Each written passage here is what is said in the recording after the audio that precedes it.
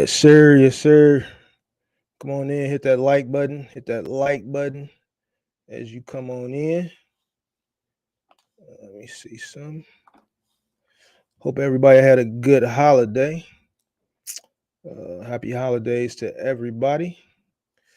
Happy holidays. Hit that like button. Let me know where you're checking in from. Let me know where you're checking in from. We're going to be doing a recap.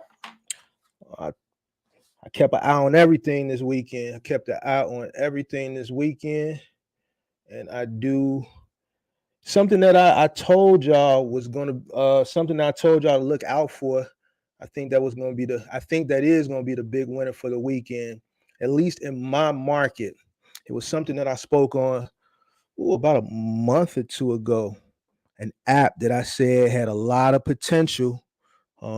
Just give this company some time to do the build out. And I said when this company builds their infrastructure into this app that they acquired, I said it was going to be a force to be reckoned with.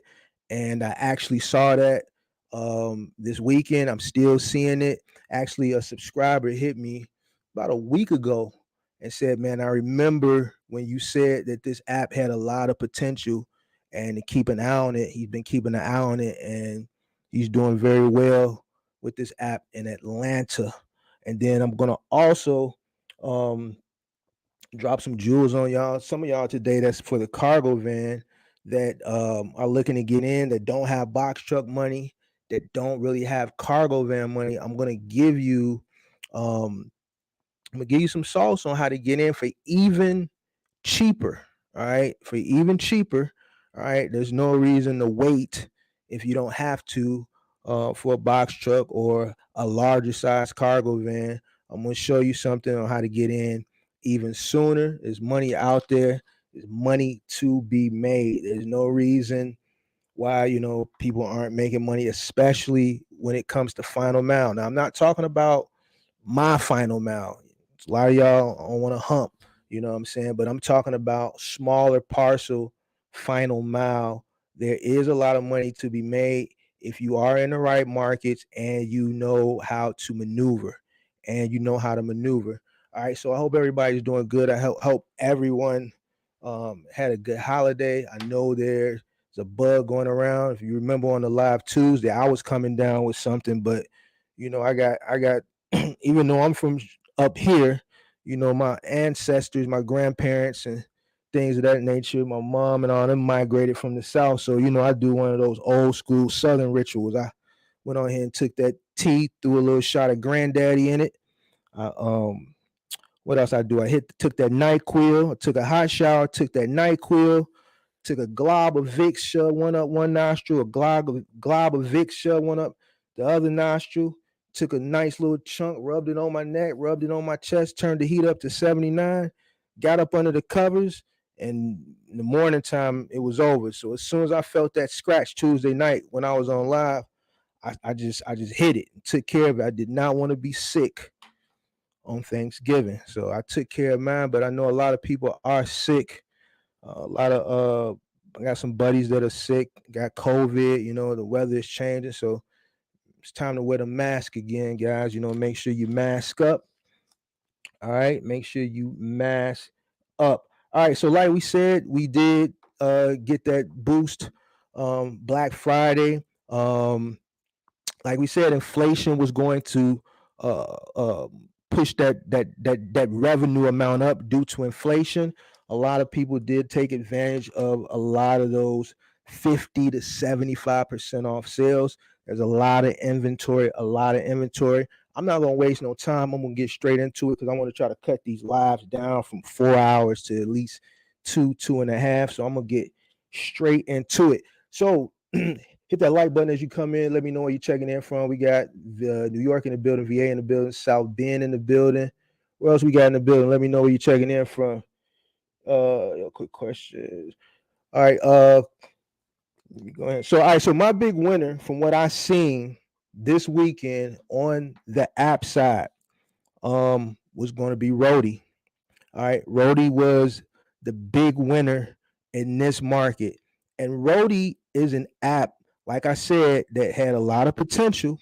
And I told people a month or two ago, I said, yo, be on the lookout for this app. It has a lot of potential. All right. UPS acquired this app in September of 2021. So just a little over a year. And I remember saying, I said, yo, once they really start digging into this app, it's going to be a force to be reckoned with. I'm seeing that now.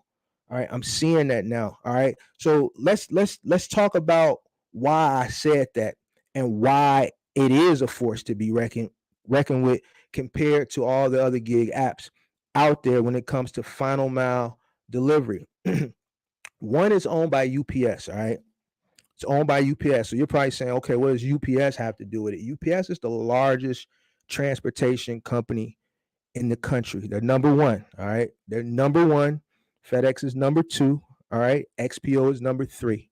All right. Remember, I was talking about XPO a few weeks ago when I was talking about RXO. All right. How they create that sister company. I was telling a lot of the box truck guys, you want to go sign up for RXO.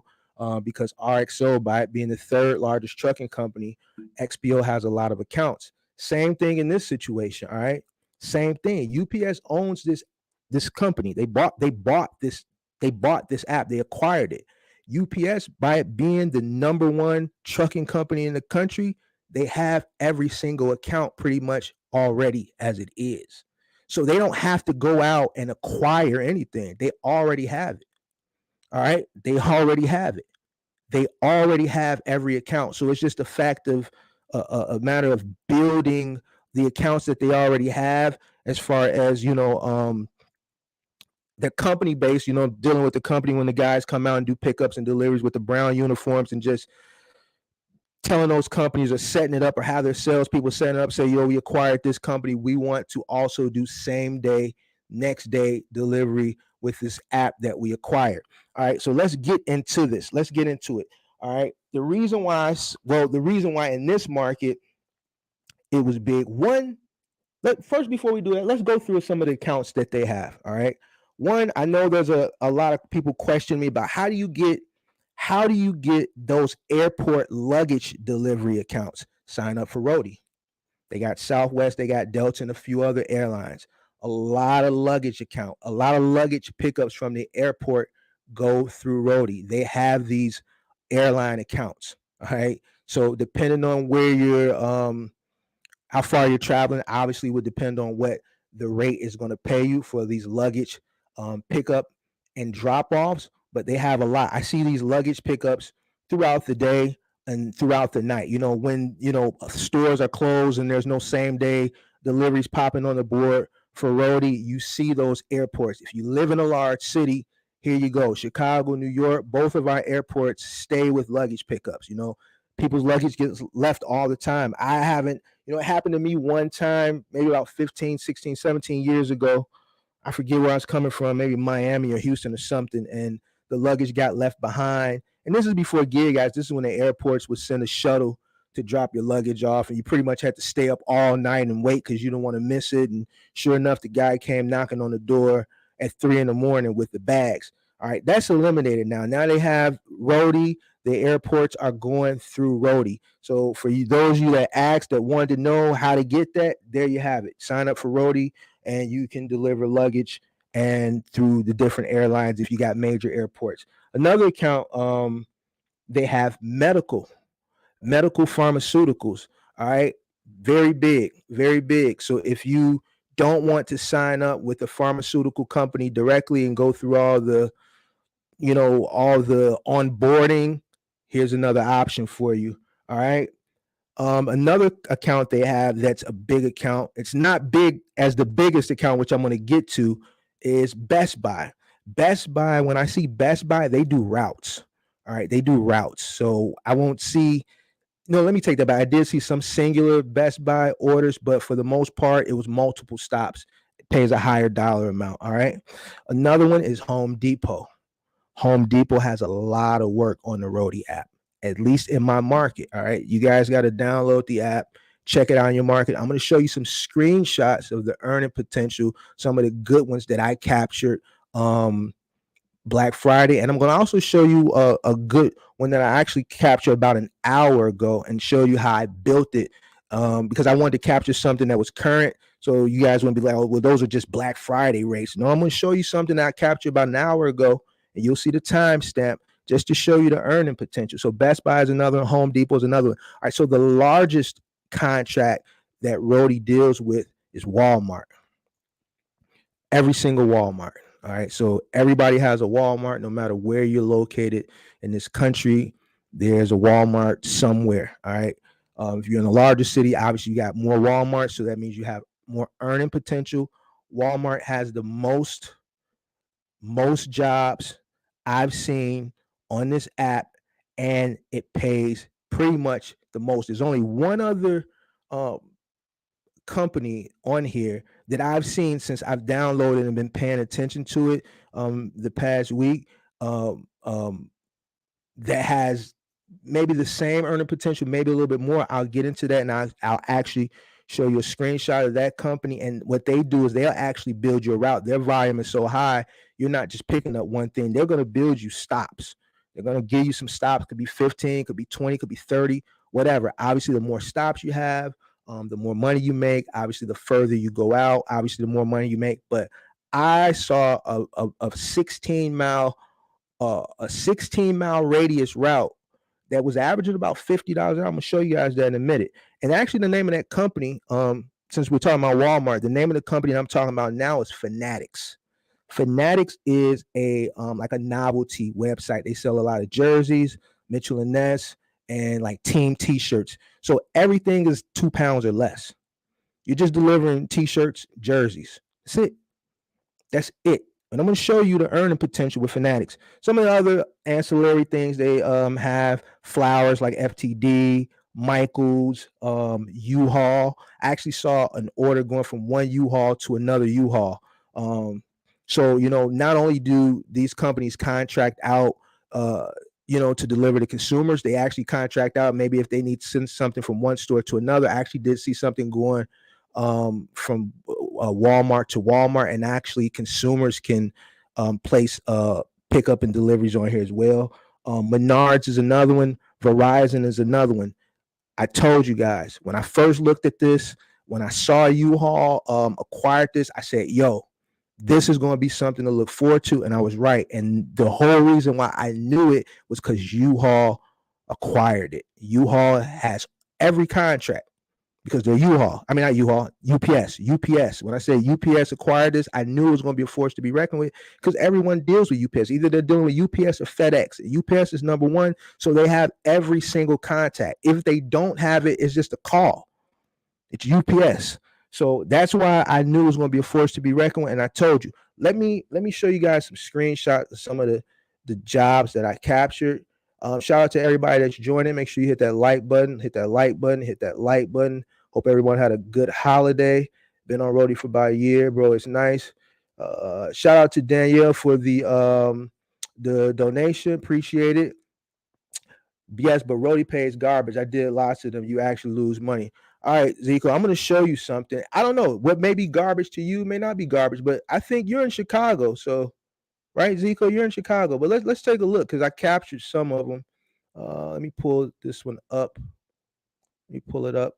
Let's see here. All right. Here's one from Black Friday that I captured. I'm sorry, but they don't have, you can't pull this stuff up on the computer. It's all app based. You can only look at like the account information on the computer. As far as the gigs and stuff, it's all app based. So here's a Walmart in the Chicagoland area.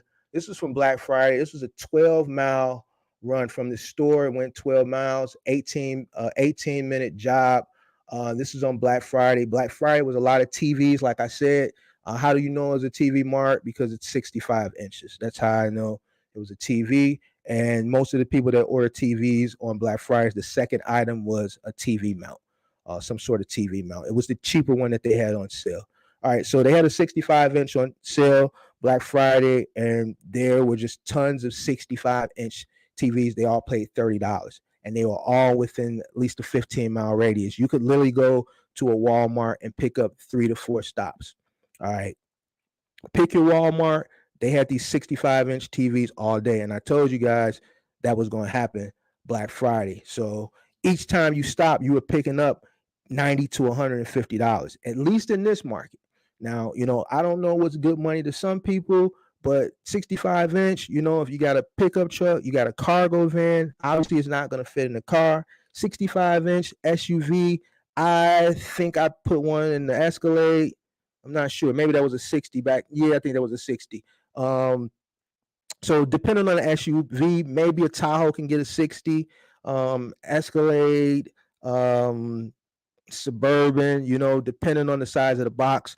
But yeah, it was $30 a stop for the TVs on Black Friday. All right, here's the proof.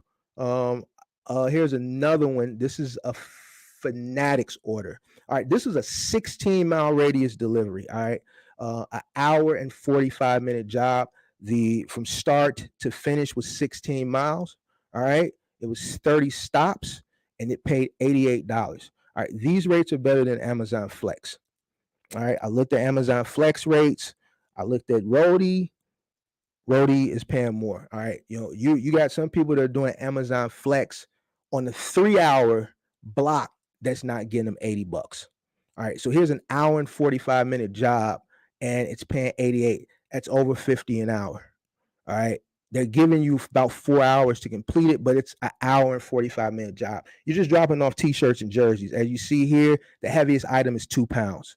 All right, the heaviest item is 2 pounds, 22 pounds in total for these 30 deliveries, all within a 16-mile radius. And you can see right here, I'm sorry, but it's app-based, so this is the biggest it's going to get because these are screenshots from my phone. The stops are pretty much close together, and this was on Black Friday. Fanatics, all their stops are like, they have so much volume that when they do deliveries, they're giving to you in bulk. They're giving them to you bulk. It's not one or two pickup and delivery. They're doing like 30 stops. All right. So there is one little over 50 an hour. All right. Here's another Fanatics order. This is 27 stops. All right. This is a 25-mile radius. This is another hour and 45-minute route. This one is paying $104. Obviously, this is over $50 an hour. All right. So here's another Fanatics. Fanatics, I don't know. It's between Fanatics and Walmart. That's this market, guys.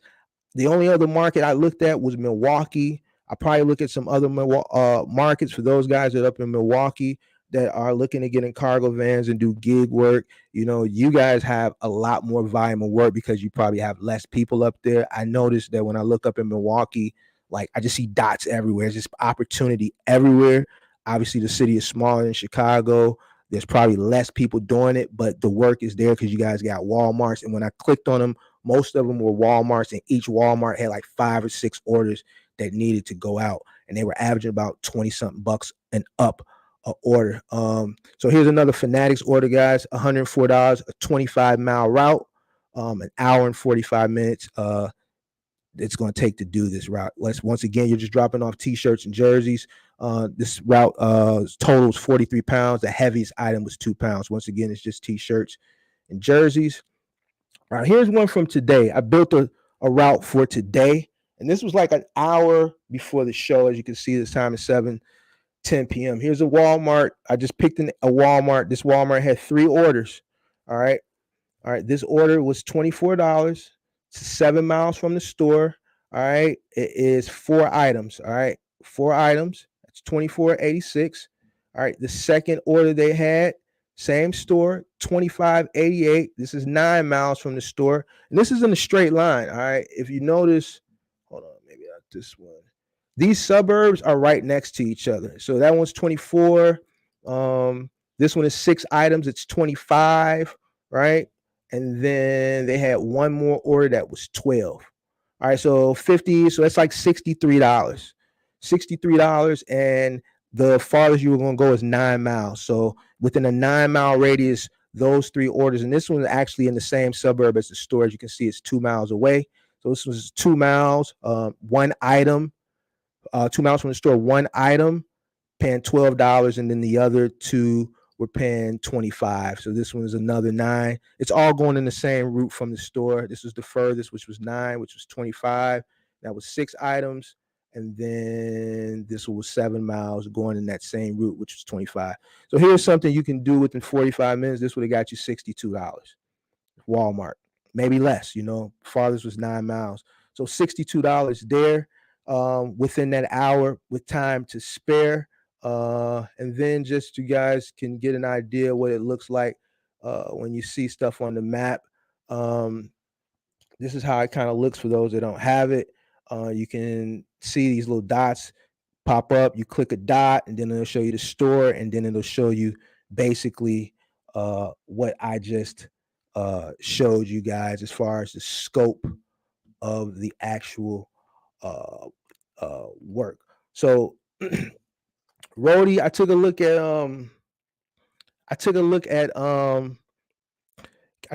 at Ghost. Well, I didn't take a look at GoShare. So GoShare won't let me on. I wanted to go look at GoShare. I did the sign up a while ago. I never went back. I went back the past week to kind of see what was going on. Thought everything had went through, but GoShare has a stipulation that they don't allow trucks on the app that are older than 15 years. My trucks are 05s and 06s. So my trucks don't qualify for GoShare. So GoShare hasn't let me on the app. It's just kind of like dwindling, stuck in that part. So I'm assuming that's why I thought they were going to bypass it and overlook it, but I guess they are not. Instacart, I wasn't too impressed with Instacart. Uber, I always forget about Uber because I think you got to be an Uber driver to do like Uber deliveries, or maybe you can turn the driving part off and just turn the deliveries on. But Uber had a lot of Apple deliveries. So Uber has partnered with Apple to do same day deliveries from the Apple store. And Uber had a lot of Apple deliveries over the weekend because Uber had a sale. So it was a lot of cell phone chargers, things of that nature. So they house the Apple. As far as Amazon Flex, took a look at Amazon Flex. Wasn't really impressed. It wasn't anything outside what it normally looks like. So the big winner that I saw was Roadie. You're averaging about, and this is all dependent on the market, guys. I'm in a different market. You got to look at your market and see what your market is paying. Yeah, but it depends on what you're picking up. All right, so with Walmart, the biggest I've seen so far is a bicycle and TVs. All right, so Sundays I kind of dedicated for gig apps and cargo vans. So most people that have cargo vans can pick up a TV, a TV or a bicycle. I don't think Roadie will give you 2 gigs at the same time, will they? Well, if you look at this Fanatics, they're giving you multiple stops. Best Buy gives you multiple stops. It all depends. Now, when I built out this this Walmart, these are different orders. So will they let you compound orders? I don't know. But if you look here, these are 30 deliveries. So you're picking up 30 stops with Fanatics. And then here's another one where you're picking up 27 stops with Fanatics. Now, these Walmart ones are separate orders all coming from the same store. So your question, I believe, is can you compound different orders? I'm not sure on that, but you can definitely do multiple deliveries. Some places will build out a route. Best Buy, I've seen built out routes. Obviously, as you can see here, Fanatics builds out routes. All right.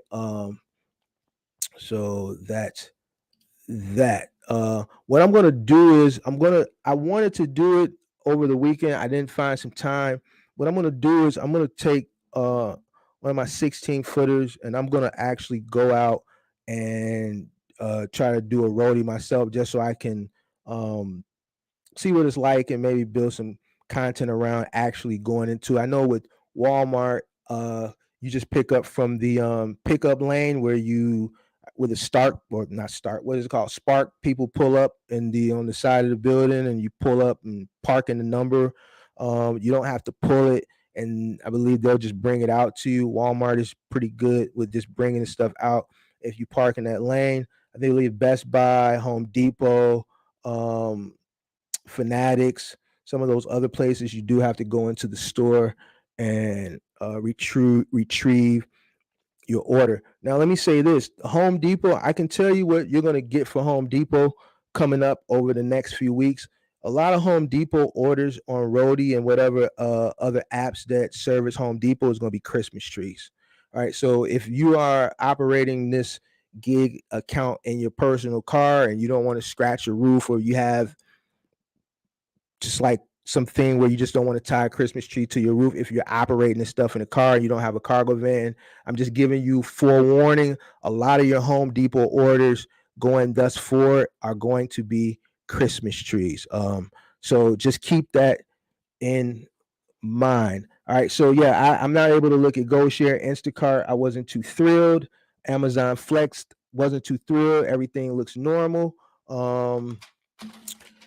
Few other things I want to discuss. Let's talk about same day delivery real quick, and why a lot of these companies are turning to gig apps. And I know I talked about this 2 months ago. I know, but I know I gained a couple more subscribers since then. So the reason why a lot of these gig apps are turning to a lot of these retailers, I should say, are turning to gig apps because consumers don't want to wait anymore. Just last year before last, 2 days was like the max. Then it was like one day, and now retailers are looking for ways and finding ways in gig apps to get things to the customers ASAP. Nobody wants to wait for anything anymore. All right. Everybody wants everything immediately. All right. So that's why a lot of these retailers are turning to gig apps, because logistics companies just can't turn this stuff over that fast. Because it have to go to a logistics company, have to go through the fulfillment process, obviously, then it will have to get scheduled and then routed out. And it's just like, logistics companies now are just having a hard time as it is with, the bigger, bulkier things like furniture and appliance. So a lot of these small things, retailers are just pushing this stuff to the gig apps, because a person, just like I said last week on the last live or whatever, a person's decision on where they're going to buy something that solely now depends more so on how quick they can get it over the price. Look, if I'm looking at something at let's say on Amazon, right? Because I actually did just buy something. I was looking at it on Amazon, but Micro Center, I could get it quicker, right? Micro Center, it was a few dollars more, but it was something I just didn't want to wait to the next day, so I got it from Micro Center. All right, same thing. If it's a few dollars more and a person doesn't want to wait, the determining factor on where they're going to purchase whatever said item is, more so now than before, solely depends on the turnaround time, how quick they can get it. No one's fretting over $2 or $3 or $5 difference. It's, man, can I get it today? They don't even want to wait till tomorrow. You know what I'm saying? People don't even want to wait to the earliest Amazon delivers here is like, if you get next day, like 4 a.m. to like 7 a.m. People don't even want to wait then. If they can get it within the next hour, then that's what they're going to do. So I know a lot of people have been inquiring about the cargo van business, because if you don't have box truck money, yes, box truck, getting into the box truck industry is kind of costly now. So a lot of people have been looking into the cargo vans, and you got to keep all this in mind. There's a lot of accounts that you can get, but here I'm showing you pharmaceutical companies that are running through Roadie. I'm showing you every pretty much big retailer running through Roadie. Some of these accounts, some of these retailers do deal with some of the bigger logistics companies, but this way is kind of cutting out the middleman. So it all depends on what you want to make. Every market is going to be different. Every market is going to be different. And that's something else I want to talk about. I got a lot of people, quite a few people hit me up over the weekend. I got quite a few DMs too on Thanksgiving Day. About, man, I can't find work in my cargo van. I can't find work in my cargo van. And you got to really do your due diligence. And this is what I always talk about. Like, before you jump out and go buy a box truck or a cargo van, you got to look at your market. If you're in a market that the nearest logistics company is 50 to 70 miles away. And then I said, well, man, 50 to 70 miles, are you willing to travel that far every day to go do work? And 9 times out of 10, you're going to say, no. I'm not going to be rude or prude and say, man, why didn't you look into this before you bought the vehicle? The next only other alternative I can get you when you ask for advice is in your cargo van is, man, the gig apps. But if you're in an area where the closest logistics company is 50, 75 miles away, then your gig app opportunities are going to be minimal as well.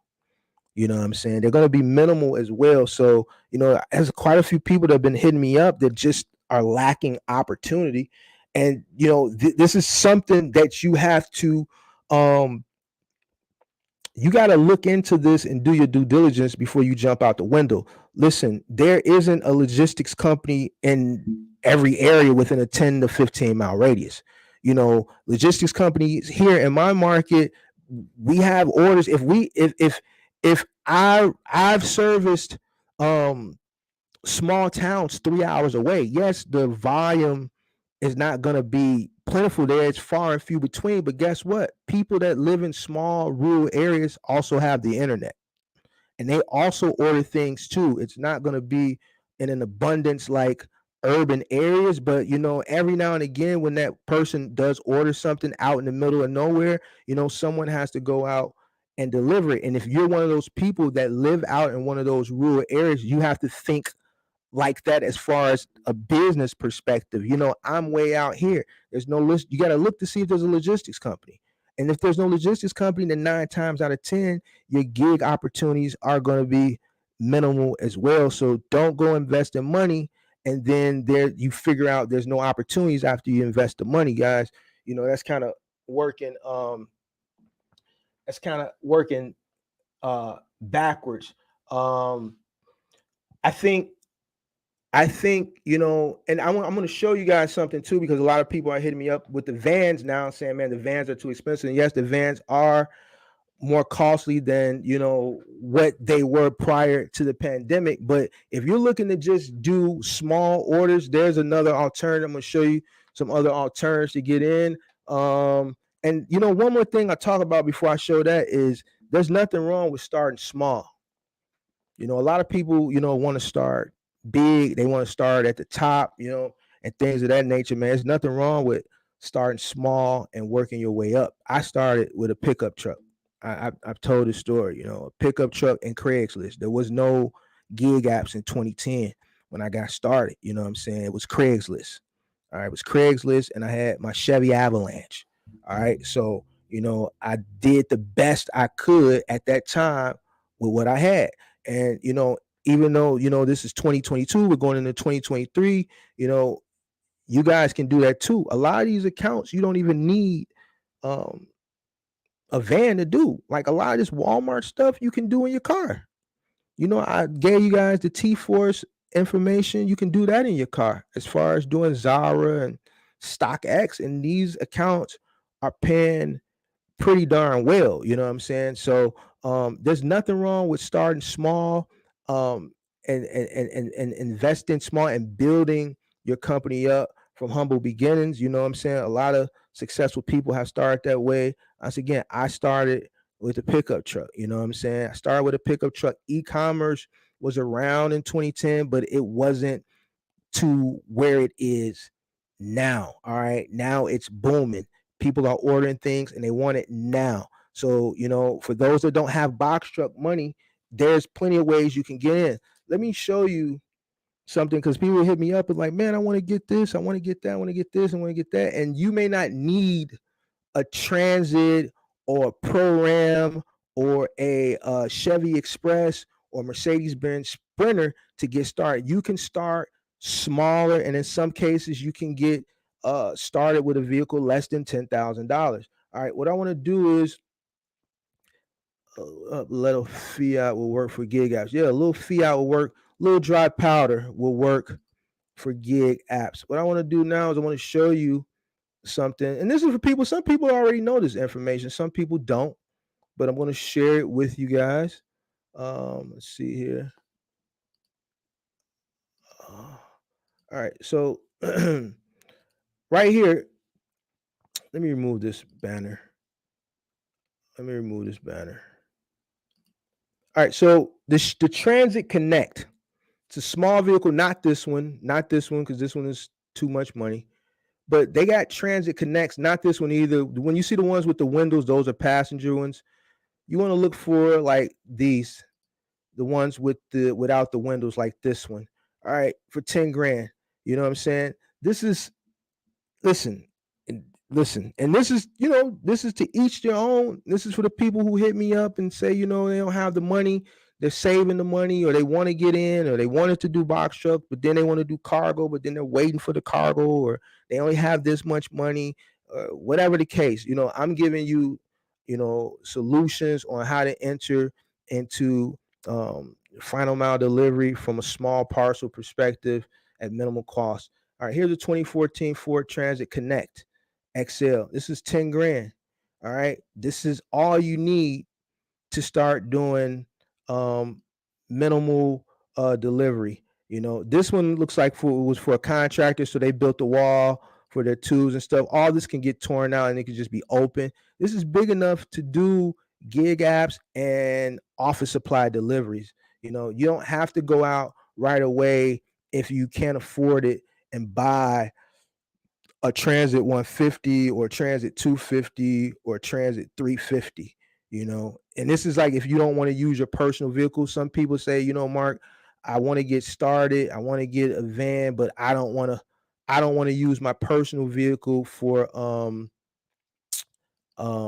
they don't have the picture of the cargo. Guess not for this one. I don't want to use my personal vehicle for work and personal use. I need something so I don't have to worry about the miles, and I can shove stuff in and I can just run it into the ground as a work vehicle. Here you go.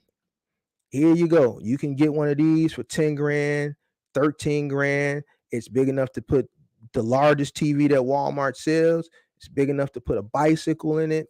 It's big enough to do whatever grocery deliveries. It's big enough to do your office supply deliveries. Obviously, it's going to be less space if you're getting a route, let's say for Office Depot or Staples. But at the end of the day, you can get a lot of work done in here, and you can tear all this stuff. This person had this obviously built out as a contractor. You can tear all that out and could just be bare. But this vehicle is big enough for all these gig apps and small office supply. Even if you're doing laser ship, things of that nature, this is all you need. This is all you need. This is easily, depending on where your market, depending on how hard you're willing to work, you can get 250, 300, 400, some days, maybe 500, depending on the orders, the routes you get, things of that nature. Here's a cheap alternative.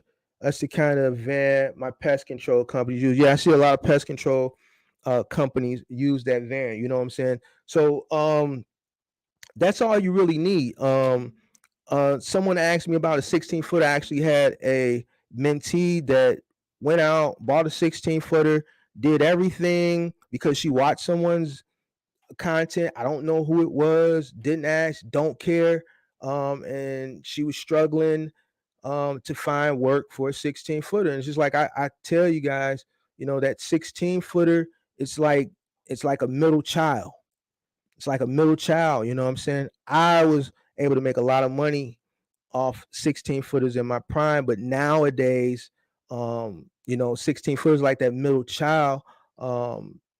It's just overkill for like a lot of this stuff that we're talking about today. It's just too much of a vehicle, and then it's not enough vehicle for a lot of other things like your Amazon and like your OTR middle mile, and then like your final mile appliance and furniture delivery. It's just not enough truck because all those companies require a 26-footer. But now you can really make good money with a cargo van, with the volume of e-commerce in this current society that we're living in. And I think it's only going to get better from here. I think a lot of more retailers are going to start turning to gig apps, because they're being forced to turn to gig apps because, like I said earlier, consumers, they follow the buying behavior of the consumer. The consumers don't want to wait anymore. They want things ASAP. So the sooner the better. Now it's same day. Next year they're going to be competing to get it to you in the same hour. So it's only going to get, the time span for delivery is just like, these companies are competing to get it shorter and shorter and shorter and shorter and shorter. So for those that, like I said, that have been inquiring about the cargo van, I think sky's the limit. The opportunity is there. Just do your research before you jump into it to make sure your market is cool. Quick note: I'm doing Cyber Monday, 50% off my entire site for coaching, final mile, cargo van, gig. Amazon Relay, I don't do Amazon, so I don't have access to that load board. Only if you're transitioning out of Amazon, but I don't have access to that load board, so don't hit me up if you're looking to look at that load board. I can't help you there. So 50% off the whole site, and that starts at midnight and it ends tomorrow at 11:59. 50% off the whole site. All right. How soon do you think before they start using drones for final mile? They're testing them out in some markets. I think Texas. I think I saw a market in Arizona and like a college town, I think in California. They're testing them out. I don't think it's going to happen anytime soon. I think Amazon actually pulled back, and I believe FedEx pulled back on most of their drone testing as well too. There's just a lot of hiccups. I talked about this before. I'll just touch on it real briefly again. So when you're dealing with drones flying in the sky, it's going to have to be regulated. So the whole thing now, outside of the mechanical complications that these companies are having with the testing of the drones, is like the launching pads and the landing strips. One of the main concerns or issues is who's going to pay for the communal launching pads and landing strips. And for those that don't know, like I think people have the notion that these drones are just going to like land in their backyard and drop a package, or land in their front yard and drop a package, or just fly onto their porch. It's not going to work like that. Like, it has to be it's going to be regulated, right? Obviously, because you're going to have multiple drones flying in the air, and these drones it's just like an airplane. It has to be regulated. It has to be air traffic control. You can't have drones flying into each other and crashing, then particles flying down on people's heads and people's cars, obviously because of the liability aspect. But the communal launching pads and landing strips, meaning that you got multiple companies that are going to be flying drones. There has to be some communal launching pad and landing strip, and the companies are arguing on who's going to cover the cost of that. So the drone would fly in and land in like a communal space and drop the package, and from there you would pick it up, and then it would take off. But these communal launching pads and landing strips have to get built. The retailers, your Amazons, your not retailers, but the companies, the companies, you say UPS, FedEx, Amazon, whoever else that have been testing drones and things of that nature, they don't want to pay for it. They feel like if we're going to pay for it, all these other companies are going to have access to it. Why should we have to pay for it? So that's one of the big concerns that it hasn't come to a resolve. It doesn't look like it's going to come to a resolve anytime soon, because no one wants to pay for these communal launching pads and landing strips. Another issue is like a lot of the testing that Amazon and UPS, FedEx, a few other companies have been doing. Like, you got one, I think was Amazon, it might have been UPS. One of them landed and just exploded. So these things, they still have a lot of kinks to work out in them. And then the third aspect is the regulatory aspect. Like, as far as regulating them, air traffic control, like these companies are going to all have to chip in for the communal launching and landing as far as the regulatory aspect. And as of right now, nobody wants to pay for that. So the drone stuff has been kind of at a halt. Last time I researched, and that was just like 2 months ago. Amazon pulled back, UPS pulled back. Amazon also pulled back on their robot, their delivery robot. FedEx also pulled back on its delivery robot. They were also having issues with that. I think I touched on that about a month ago. They were testing it out in California. They actually had them running out in California. People kicking the things over, stealing the stuff out of the thing. I don't see drones in the next 5 years. I could tell you that. I don't see it in the next 5 years at all. So no time soon. No time soon. Right, just make more money. I make more money doing this than teaching. Was that doing the like gig delivery? You know, a lot of people. I know someone here that actually left a good job at Ford. Good job at Ford with benefits. The Ford plant here makes the Ford Explorer. That's what they make at the plant here in Chicago. They used to make the Taurus, but the Taurus they stopped production of the Taurus, so they make the Explorer, and then they make the Interceptor. The Interceptor is the police Explorer. And this person left a good job at Ford to be a gig worker, and this person that I know is happy with it.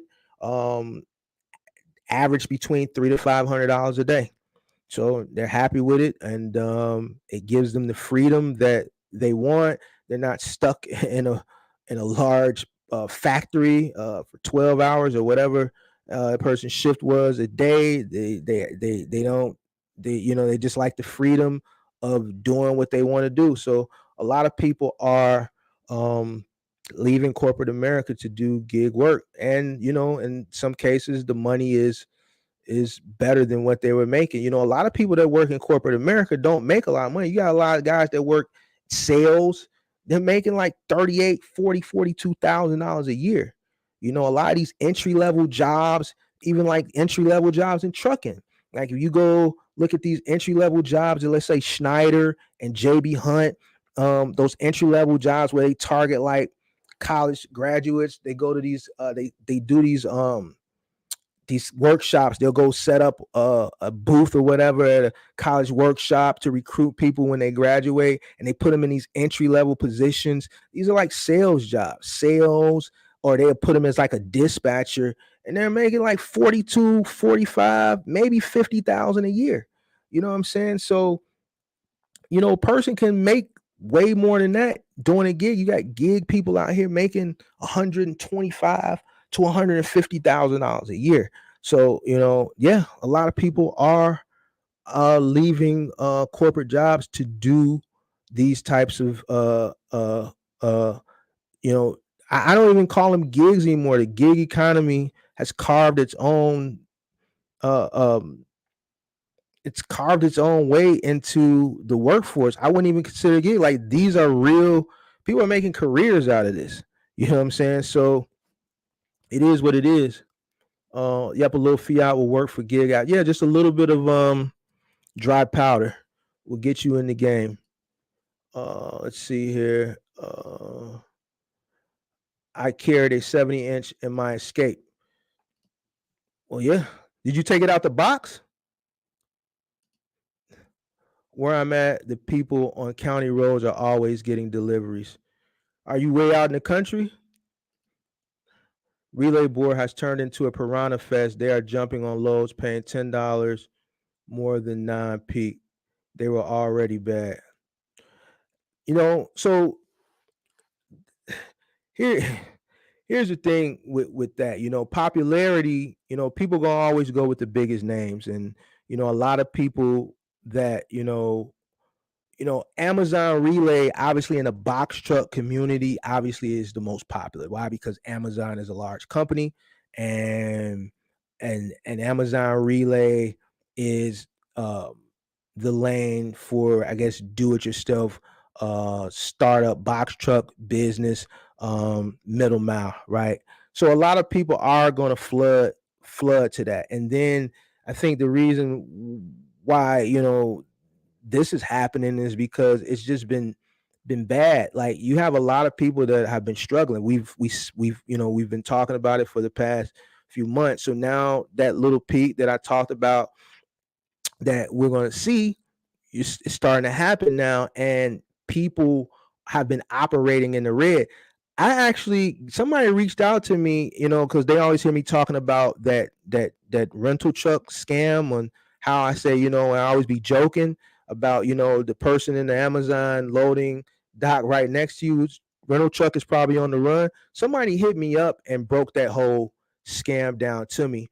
I'm probably gonna talk about it. I ain't gonna talk about it today, but I'm gonna tell you the scam Tuesday about that box truck rental scam and what they're doing. I'm gonna tell you the scam because I'm always transparent, but that don't mean go out and do it. Now, you go out and do it, that's on you. But I broke all the scams down. I broke all the scams down as far as so you guys don't get scammed. But I'm gonna actually tell you guys, it's pretty much what I've been saying, but it's a few more, it's a little bit more intricate than that. So I'm gonna break that scam down for you guys Tuesday. But yeah, man, I expected that when the rates did jump up a little bit, people are gonna jump on them, man, because they already been operating in the red, man. So a lot of people trying to get some money so they can get caught back up on a lot of stuff.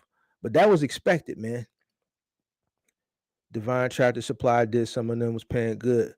Yep, that's on Roadie, right? Let's see.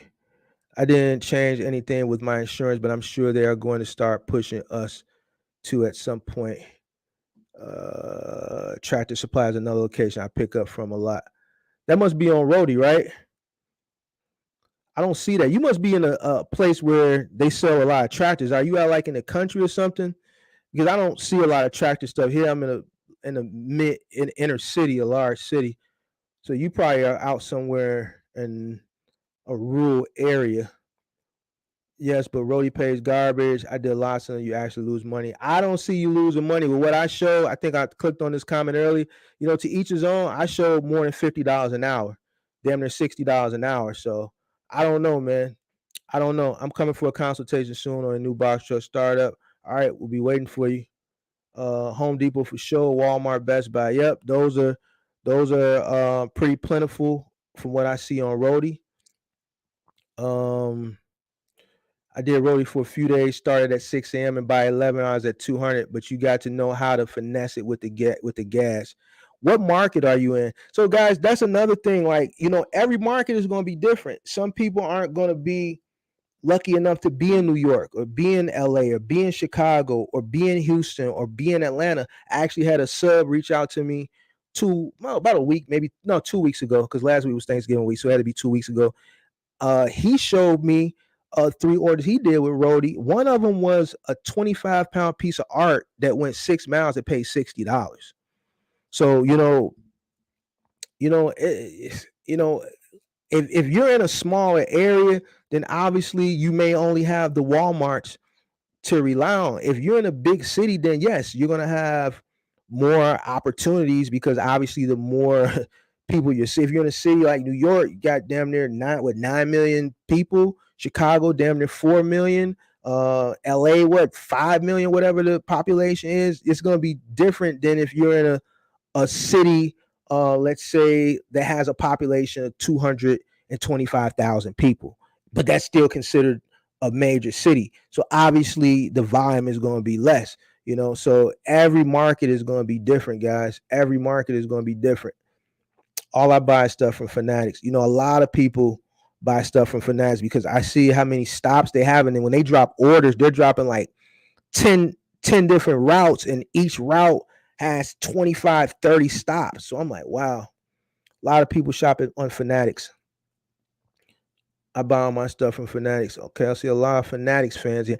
I didn't even know what Fanatics was until I downloaded the Roadie app, and I see, I'm like, what is Fanatics, man? And I looked it up, and I saw it was like a novelty college stuff. I'm like, wow, I didn't know,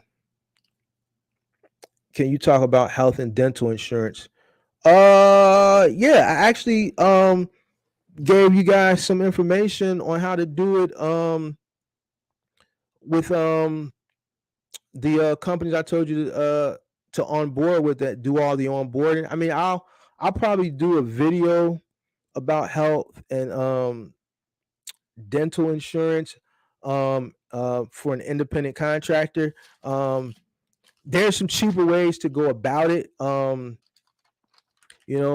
I mean, I've always paid for mine, on the higher end, but you can go through some companies and get it for cheaper. So what I'll do is because you're not the first person to ask me that, and I did talk about it 2 weeks ago, but I'll actually dedicate a video for it because you're not the only one who keeps asking me about health and dental from an owner operator perspective. So I'll give you some resources coming up. Made 2,000 this week with Roadie. Man, see, the earning potential is there. The earning potential is there. I told y'all a few months ago, I said, man, I think this app has a lot of potential. And I told y'all, that's good, man. That's good. 2,000 1 week just with a gig app. You got some guys, and this ain't a knock. This ain't a knock. You got people out here in 26-foot box trucks right now that's not checking that type of money. All right. So, you got to do what works best for you. I think a lot of people are seeing now that had hopes of the 26-foot box truck with, the way the economy is going, the spot market rates, the fuel. I'm having a lot of people that are, switching their thought process and leaning more towards the cargo van for multiple reasons. A lot of people, you'd be surprised. People hit me up and they're like, I got this 26-foot box truck run on paying $900 a week, and I was told that I was going to be able to get local work with this 26-foot box truck. And I'm like, yeah, you can get some local work if you're going to do final mile. Like, listen, these lanes are these lanes. The work is the work. You know what I'm saying? Final mile, it is what it is. You're going to do final mile furniture and appliance delivery. You're going to have to do a lot of lifting. People hit me up like, man, is there any final mile contracts where I don't got to do a lot of lifting? Is there any final mile contracts where I can just do one part? I gave people the sauce on the curbside final mile, but that's pretty much it. The lane is the lane. Same thing when you run the middle mile. You want to make the money, you're going to have to go over the road. You're going to have to go over the road, or you're going to do Amazon relay. It is what it is. Like, these lanes, they are what they are. There's no, well, can you just do, or is it? No, it is what it is. You're going to do final mile, 26-foot furniture and appliance. You're going to lift. You're going to do middle mile. You're going to go over the road if you want to see money. That's what it is. So, all the people that be hitting me up and trying to figure out other alternatives, there is no other alternatives. These lanes are what these lanes are. So here's the cargo van lane where you can make Divine University, Divine Goddess Counselor just said they made $2,000 this week just off one single app. I don't know if they're in a car. I don't know if they're in a van. But if you don't want to go over the road, if you don't have box truck money, you don't want to go over the road, you don't want to lift, there's plenty of opportunity in final mile and small parcel delivery now that you can do all day, every day. And like I said earlier, when the stores are closed in the middle of the night, it's plenty of airport runs. It's plenty of luggage runs. So, here's all the sauce. There ain't no, it's money there. If it's not working here for you, here's where the money is going to be. Listen, people are flying 24 hours a day, 7 days a week. And guess what? People's luggage get left behind all the time. Do luggage delivery. The money is there. Here's the opportunity. So if you tell me you don't want to do this, I'm gonna refer this to you. But these lanes are these lanes. Ain't no, it is what it is, guys. So people be hitting me up like, oh man, I got a 26-footer. Somebody told me I could just do local runs in a 20. Who told you that? Who told you? I got a 26-footer. Is it a way I can just do furniture deliveries, but I don't got to lift? Like, man, it is what it is. Batch orders. Yeah, I saw the batch orders for Roadie. Yes, they pay me 28 miles at 6:30 p.m., 21 hours. That's bad. But see, here's the thing: you pick that. You don't have to pick it.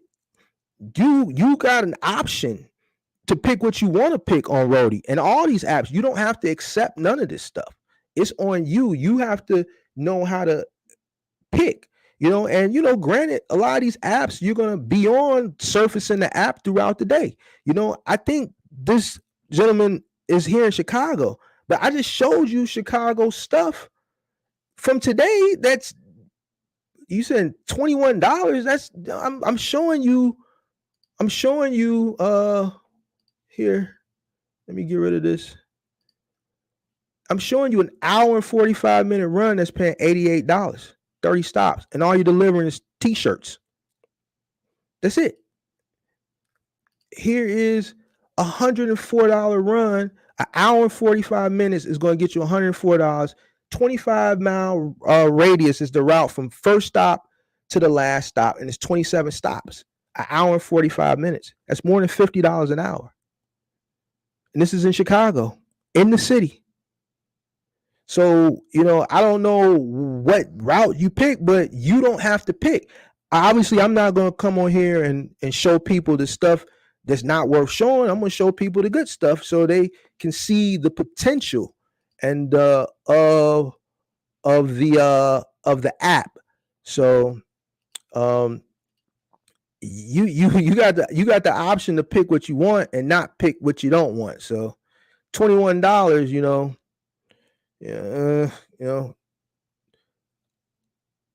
28 miles, $21. I wouldn't have picked that. Especially at 6:30 rush hour. I'm not going 28 miles or whatever in Chicago traffic during rush hour for $21.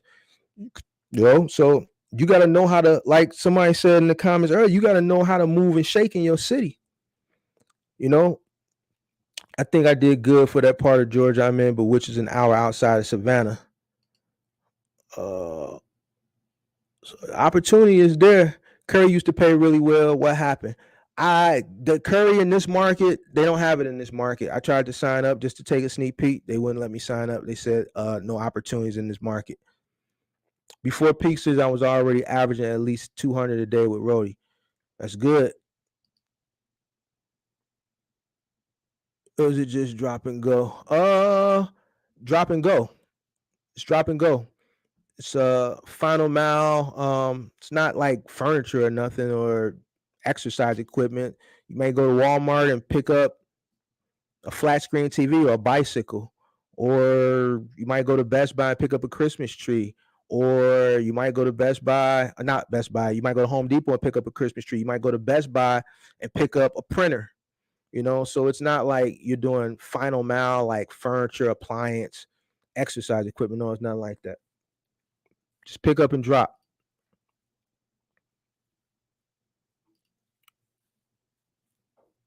I think I answered that one.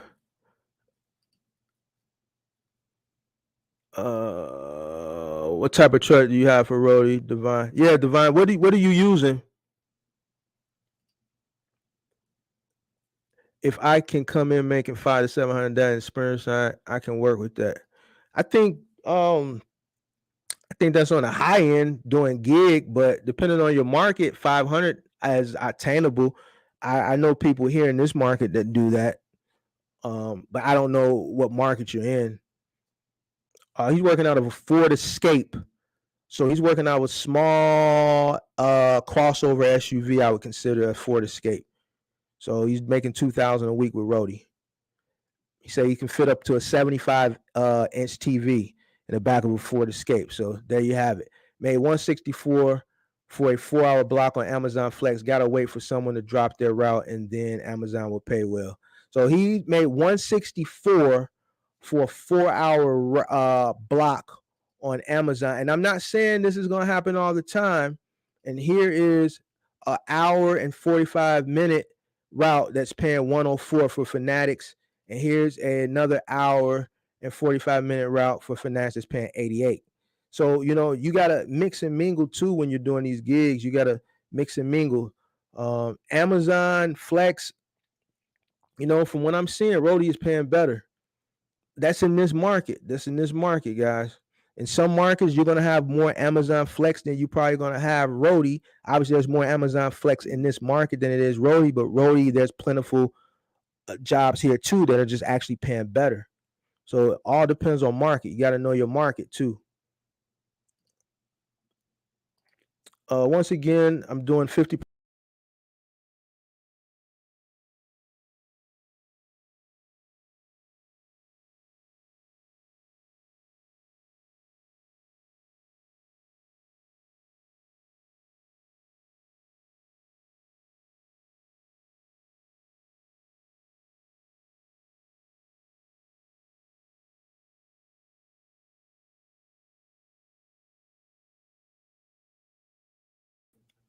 All right, my bad, man. Man, StreamYard be tweaking sometimes, man. I'm gonna have to find another streaming platform, man. This is crazy. All right, hold on. Where do I leave off at? Where do I leave off at? StreamYard be tweaking. All right, yeah, man, 164. All right, bet. All right, where did I leave off at? I'm in the area. Roadie just has Home Depot. What area are you in? Nissan Frontier. Oh, you got a Nissan Frontier. I thought you had a Ford Escape. I do a lot of Home Depot early in the morning, starting at 5:30. A lot of contractors probably on the pro side probably be making a lot of orders that early. Spark Driver was popping. I heard Spark was popping this weekend. Spark is hard work with treadmills and trampolines. They give you treadmills and trampolines with Spark? I think Spark get my orders before Roadie when it comes to Walmart. We were still getting, to be honest. I didn't know that's the truth. My wife is prime example. All right, let's see. When using your personal car truck for gear work, do you have to update insurance? So when I signed up for Roadie, it didn't even ask for insurance. When I signed up for Amazon Flex, it didn't ask for insurance. So I don't know what type of AI they're using. I don't know if your license, when they do the background check or whatever, if they can tell based off your license number if you have current insurance. But Roadie, I noticed Roadie didn't ask for insurance. Neither did Amazon Flex. So there's got to be something in the background with the artificial intelligence when they're doing the background check with whoever they're using, if it's Checker or whoever, that they're able to tell, or maybe they just don't care because the liability falls on you at the end of the day. I don't know, but neither of those apps ask for insurance information. They only wanted uh, uh, um, a picture of your face, right? Um, Take a picture of the front of your driver's license, the back of your driver's license, and you click the terms of service and your basic information, your name, your address, all that stuff, and that was it.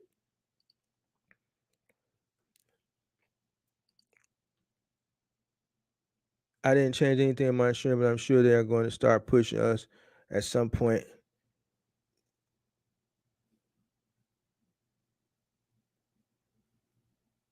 Let's see.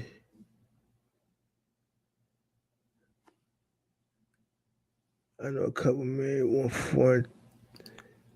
You said I know a couple people that made 140,000 on DoorDash 2 years ago. That's a lot, but that was the first year of the pandemic. So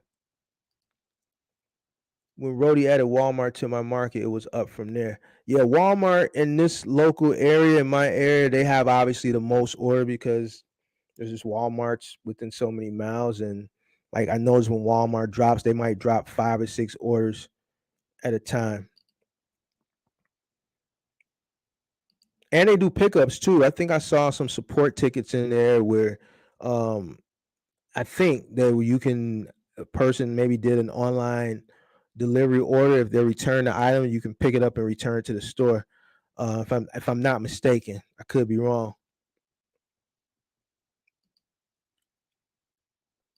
I figured you were from somewhere out in the country dealing with those tractors.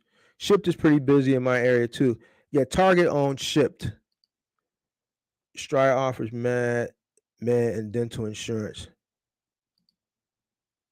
It has to make sense with regards to gas and what the load is and time. I take everything into consideration before picking the load. All right, Amazon kind of paying decent rates in the Midwest this week, but it's gonna back to crap after. Yeah, so like what we talked about, we've been talking about for the past few weeks as far as January and February, Q1 is always just slow anyway, but because of where the economy is right now, you can expect for it to be slower. So just be mindful of how you spend this holiday season.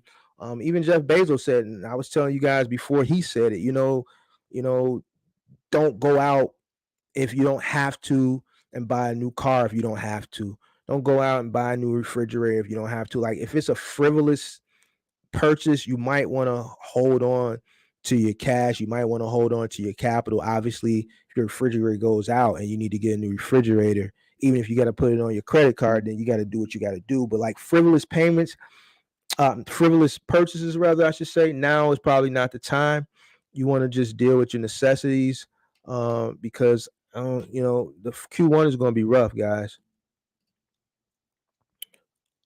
The longer low roads along the longer load sits on Roadie, it goes up. Yeah, I noticed. I saw an airport luggage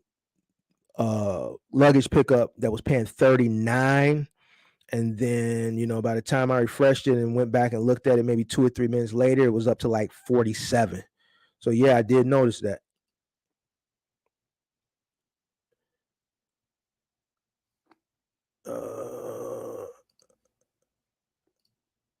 Thanks for doing this on YouTube. You are a good man. Keep doing more YouTubes like this. Thanks. No problem. No problem. I've done a couple of pickups from customers with Roadie. Yeah, so I did notice. I figured some of those support tickets, it popped up support ticket. So when I read it, I noticed it was a pickup from a residence back to a Walmart store. So, all right. What gigs are people doing that you said they make 120,000 and 150 with? That was somebody said earlier, maybe a few comments above. Someone says they knew somebody that made 150,000 a couple years back. I'm assuming a couple years was 2020, doing DoorDash. I could see someone making 150,000 in 2020 doing DoorDash, especially from like March. That first few months when we were like locked in and the streets were dead and everybody thought it was the zombies were coming. The only people that were on the roads were doing the food delivery. So, and the rates were surging, I believe, at that point. So yeah, between those and the rideshare drivers at that time, they were on the front line. So the rates were really high. So yeah, I could see a person doing DoorDash in 2020 doing 120 to $150,000 that year. Can I see that now? No. I heard DoorDash, I heard their rates are horrible. You know what I'm saying? So quick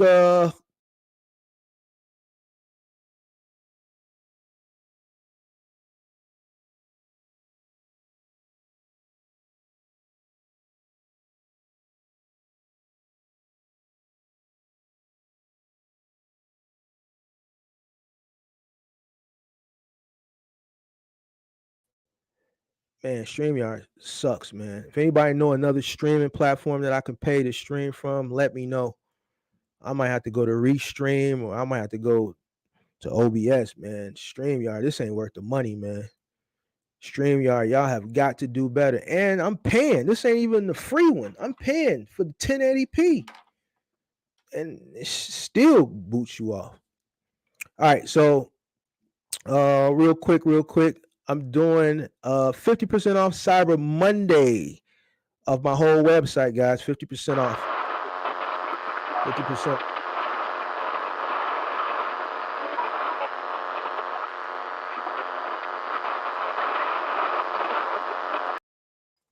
All right, 50% off Cyber Monday. That's tomorrow. Starts tonight at midnight.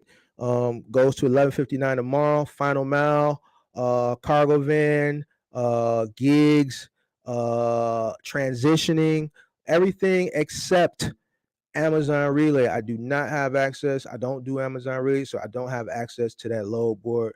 So I won't be able to show you that. But anything else, go ahead if you want to. 50% off the whole entire site. And that includes bundles, that includes subscriptions, that even includes the $25 courses. So 50% off everything. 50% off. Let's see here. Where did I leave off at before? StreamYard kicked me off. I think I left off there. I left off here. I've done a couple pictures. All right, here I left off. Please tell us how they make gig. I answered that one. XPO is still doing appliance deliveries during lockdown. XPO ain't gonna slow down ever. You know, I actually did a coaching session the day before. Was it the day before Thanksgiving with a guy who owns a moving company and he wants to start a final mile company. And XPO is giving him a hard time, I think, with insurance. Just like I always tell you guys, XPO is hard. You know, they're sticklers as far as getting in there because they require so much. I had to walk away from XPO because out of nowhere they wanted to add a $3 million umbrella. And it just was too much on top of the million, and 100 we already had. They wanted us to add another $3 million umbrella on top. And it's like my broker was like, is this account even worth spending this much money? And I was like, no. So that was why I ended up leaving. And I actually a lot of people hit me up because they try to apply with XPO, but XPO with Progressive, there's something that XPO doesn't accept with Progressive. It's something funny. And he was asking me about, is it going to slow down after the holidays? How does appliances and furniture delivery run? And it's just like I told you guys earlier with, Roadie and UPS. XPO is the third largest trucking company in the country. All right. So they're the third largest. But when it comes to final mile bulk delivery, you got to remember UPS and FedEx don't deliver appliances and sofas and things of that nature. So that makes XPO the number one in that, So XPO has every account. They have every account. So not only do they have the retailer accounts like your Best Buy, your Home Depot, your Lowe's, they also have the web accounts for these companies. So you can go into let's say Home Depot and buy a $3,000 Samsung refrigerator, right? From Home Depot, but you can also go to Samsung.com and buy that same refrigerator without buying it from the store. So Samsung.com utilizes XPO. LG.com utilizes XPO. So you can just buy straight from the manufacturer's website. A lot of people, I'm the type of person where I got to go in the store. I got to open the door. I got to touch the buttons. I got to look at it. I'm not going to buy a refrigerator, just off the internet. I want to go and physically look at it. But a lot of people nowadays buy washers and dry. I actually did buy my washer and dryer off the internet. I didn't go look at that. I had to replace mine. Went out. I bought a stackable off the internet, off Sears, which I shouldn't have done. You know what I'm saying? Because I just shouldn't have done. I've been having problems with it. I should went in the store and talked to a sales rep because I would have just bought the LG wash tower. You know what I'm saying? Because that's the best thing on the market. But I ended up buying a Kenmore because I was raised on Kenmore, and I bought a piece of junk. And I spent $2,000 on a tower, and as soon as the warranty went out, the thing's just been giving me issues. I only had it 3 years, but I'm just the type of person that want to go into the store and see the stuff. But a lot of people do order stuff off straight from the manufacturer's website. So XPO has these accounts too. So they have the retailer accounts and they have the manufacturer's account. XPO has every account. So if you do get with XPO, your work is never going to slow down. So like I was explaining to him, like, man, you may not have all you may have 3 stops from Samsung.com. You may have 4 stops from LG.com. You may have 2 Maytag.com deliveries, so it does not necessarily going to all be Home Depot in-store delivery. You have those routes, or let's say Lowe's, those routes from people coming in the stores, purchasing, and those they can compile those routes. XPO has just pretty much every account, similar to UPS. XPO has every single account. So you're not going to be without work if you run final mile with a 26-foot box truck and you go through all the protocol and spend money on the high insurance that they want, because I'm telling you now, I've been there with XPO. They want an umbrella. So that million general liability, that million commercial auto, and that $100,000 cargo, XPO, that ain't enough. That ain't enough. That's not enough. So your insurance running with XPO is going to be expensive. Just letting you know now, but the work is going to be there. So XPO, that's why they were running. They're not short of work. They're the 3rd largest trucking company in the country, but they're number 1 when it comes to bulk final mile delivery, because 1 and 2, which is UPS and FedEx, they don't do those type of deliveries.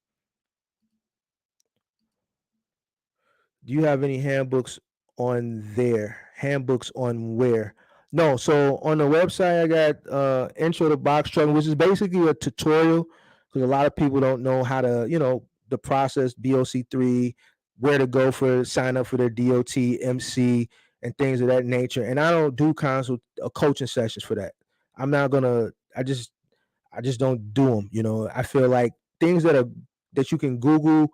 I'm not gonna waste the time, your time, or my time. So I just created a really cheap $24.95 tutorial on how to go about that, and that's what that is. And then the other course I have is the 5 stages of growth, which is a universal course for business. It pertains to box trucking, cargo van, just any business that you want to get into. And then the other things that are on the site are just coaching sessions from 15 minutes to 1 hour. So the whole site will be 50% off tomorrow. Oh, I know. Won't slow down. That's where we make most of our money. Yes, the insurance. Yeah, so yeah. Insurance for XPO is crazy. Big bro, quick question. So I have my own insurance and truck. If I want to run Amazon Relay under someone else's account, does the insurance have to match that person's account in order to do Amazon Relay? I don't know. I don't do Amazon Relay. So you might want to talk to someone that does Amazon Relay. I don't know, what their protocol. I don't know how strict their compliance is. Every company's compliance, is different. I know how to, weasel my way through a lot of these logistics companies, because I know their compliance, they just don't check it like that. But I'm not sure about Amazon's compliance department, how good they are on things like this.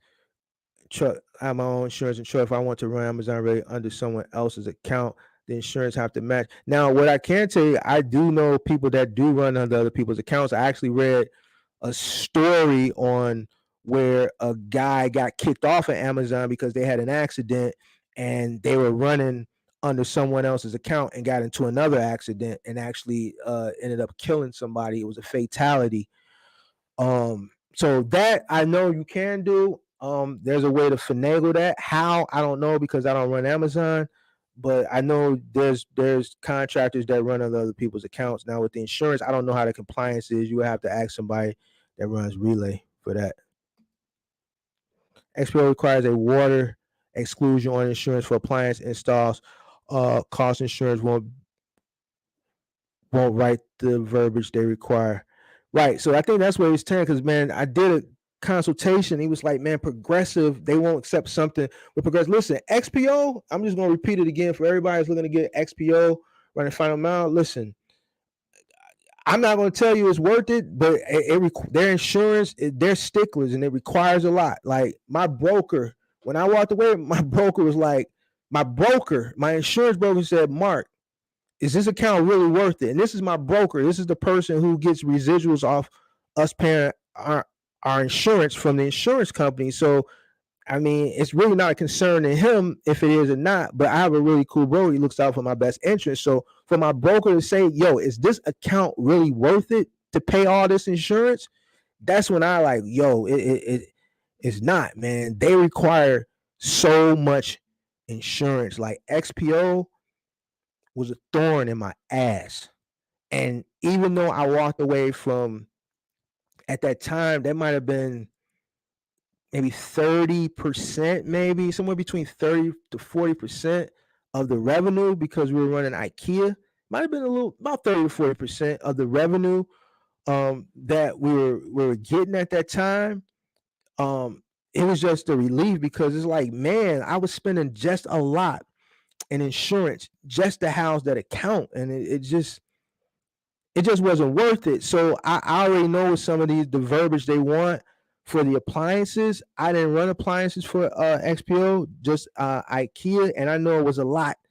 They wanted a $3 million umbrella for that on top of the million. So I can only imagine what they want when you're dealing with appliance. A lot of people, not just with the actual items, the appliance items, a lot of these hookups. We talked about that on the show last Tuesday. The last Tuesday show was about claims. Yo, when you're running those final mile accounts and you're doing appliances, you'll be surprised, man. Some of these guys, they come in like the guys that deliver my stackable. They were some young guys. These dudes had to be maybe early 20s. They weren't no older than 25. So, a lot of times and I've heard stories, it didn't happen to me, but I've heard stories, and this hasn't happened with none of the jobs over my years. They'll do a wash machine and dryer hookup, and they left the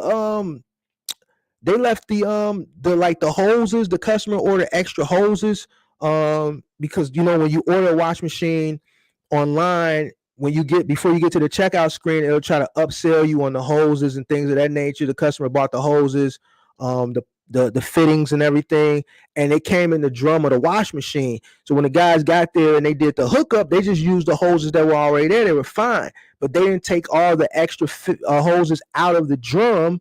There might have been some nuts or something in there too. I don't know. So when she went to use the wash machine for the first time, because it had all this hardware in the drum, she just started throwing clothes. She didn't actually physically stick her head down there to see if it was empty. She just started throwing clothes in there, turned on the cycle. And because of that hardware that was in the drum with the clothes, it just like damaged the wash machine to the wash machine. It didn't explode, but it just started overflowing. So that full cycle of water went onto her floor. The floor, I think, started to leak down into the unit under. And this lady, she filed a $25,000 claim. So, final mile can make you, it can break you. There's final mile contractors that go out of business off one claim. $25,000 claim will break you, because guess what? If the insurance pays it, guess what? You're done. You're done. They're going to drop you, and they're not going to renew you. They're not going to renew you. They're not. All right. So, $25,000 claim is, that's something that, you would obviously have to file, but man, you're going to get dropped, and it's going to be hell to pay the captain if you do get dropped, or they don't renew you. Worst thing, either way, is going to suck, because if they drop you, it's going to, you're going to run, it's going to hit the DOT. You're gonna go through a lapse. Your authority is gonna go inactive, or it's gonna happen like what happened. I had filed one claim in my career. They didn't renew us at the last minute. They just didn't renew us. They didn't drop us. They didn't renew us. And when the broker was like, "Man, Grange didn't renew you, but I don't have enough time to shop you. You got to go with Progressive, because you can get Progressive like that, like 10 minutes." You signed up with Progressive. Everybody else, you got to shop. So it's like, Mark, you got to go with Progressive. I don't have enough time. It's only 2 weeks. I don't have enough time to shop you. And like I told the story before, we're going to get you out of there next year. I got to get you out of there. 50 grand. So, XPO, they're sticklers like no other, compared to any other logistics company. They make sure their ass is covered from the rooter to the tutor. They don't want nothing. They got it so that they're indemnified. If you kill yourself on a job, you can't sue them. So I mean, you can, but it's in the contract that they've indemnified themselves. So I don't know, man. XPO, man, they're a different animal, man. So for those guys that want to do XPO, make sure it's worth it. Appreciate it, fam. No problem. Anybody with a box truck in Houston, those requirements are higher than school bus. Yeah, for XPO, like everybody that's inquire with XPO will tell you, like XPO is just different, man. They different for their requirements, man. Yeah, is why I asked you how you handle claims. Well, I handle claims. I don't know. You probably weren't on the show. You probably didn't watch the live stream I did Tuesday, but that's what that whole live stream was about. So, real quick in a nutshell, the way I've handled claims over the years, I give each employee an employee handbook when they start. And then the whole employee handbook, it states that you're responsible for any damage. All right. Now, what I don't tell them, and they have to sign off of it, and then obviously record it, keep a record of it. Everything is digital now. You guys can download. So you don't have to. You can if you want, but you don't have to. I suggest if you're doing final mile, sign up for a subscription with Rocket Lawyer. So that way you don't have to get a lawyer to write up a lot of these contracts. A lot of these contracts are on Rocket Lawyer, and you have a subscription. So when you need like a non-compete clause or a simple contract or a simple form that you need an employee to sign off on, you can just put your state in, find the form, download it. You can print it out and have them sign off on it. But Rocket Lawyer also has a digital format where you can have these documents online. You can text it, email it to them. They can go over it like a DocuSign, sign with their finger, email it back, and then it'll store it there for you. They're signing off that obviously if they damage it, they bought it. It's just the nature of the game. It's final mile. Shit rolls downhill. Obviously, you're gonna have people that sign off on this stuff, and then they're gonna damage something. They're gonna make a fuss about it. I don't tell them that I understand it's the nature of the business. Sometimes I'll take the hit. Sometimes I'll split the hit 50-50. But if they're completely negligent, that's where my handbook and my documentation comes into effect. Because if you did something that's negligent and was outside the scope of the way you were trained to do something, then I'm not going to take that hit. I'm not going to take that hit because you were lazy. I'm not going to take that hit because you were negligent. I'm not going to take that hit because you wanted to do a shortcut.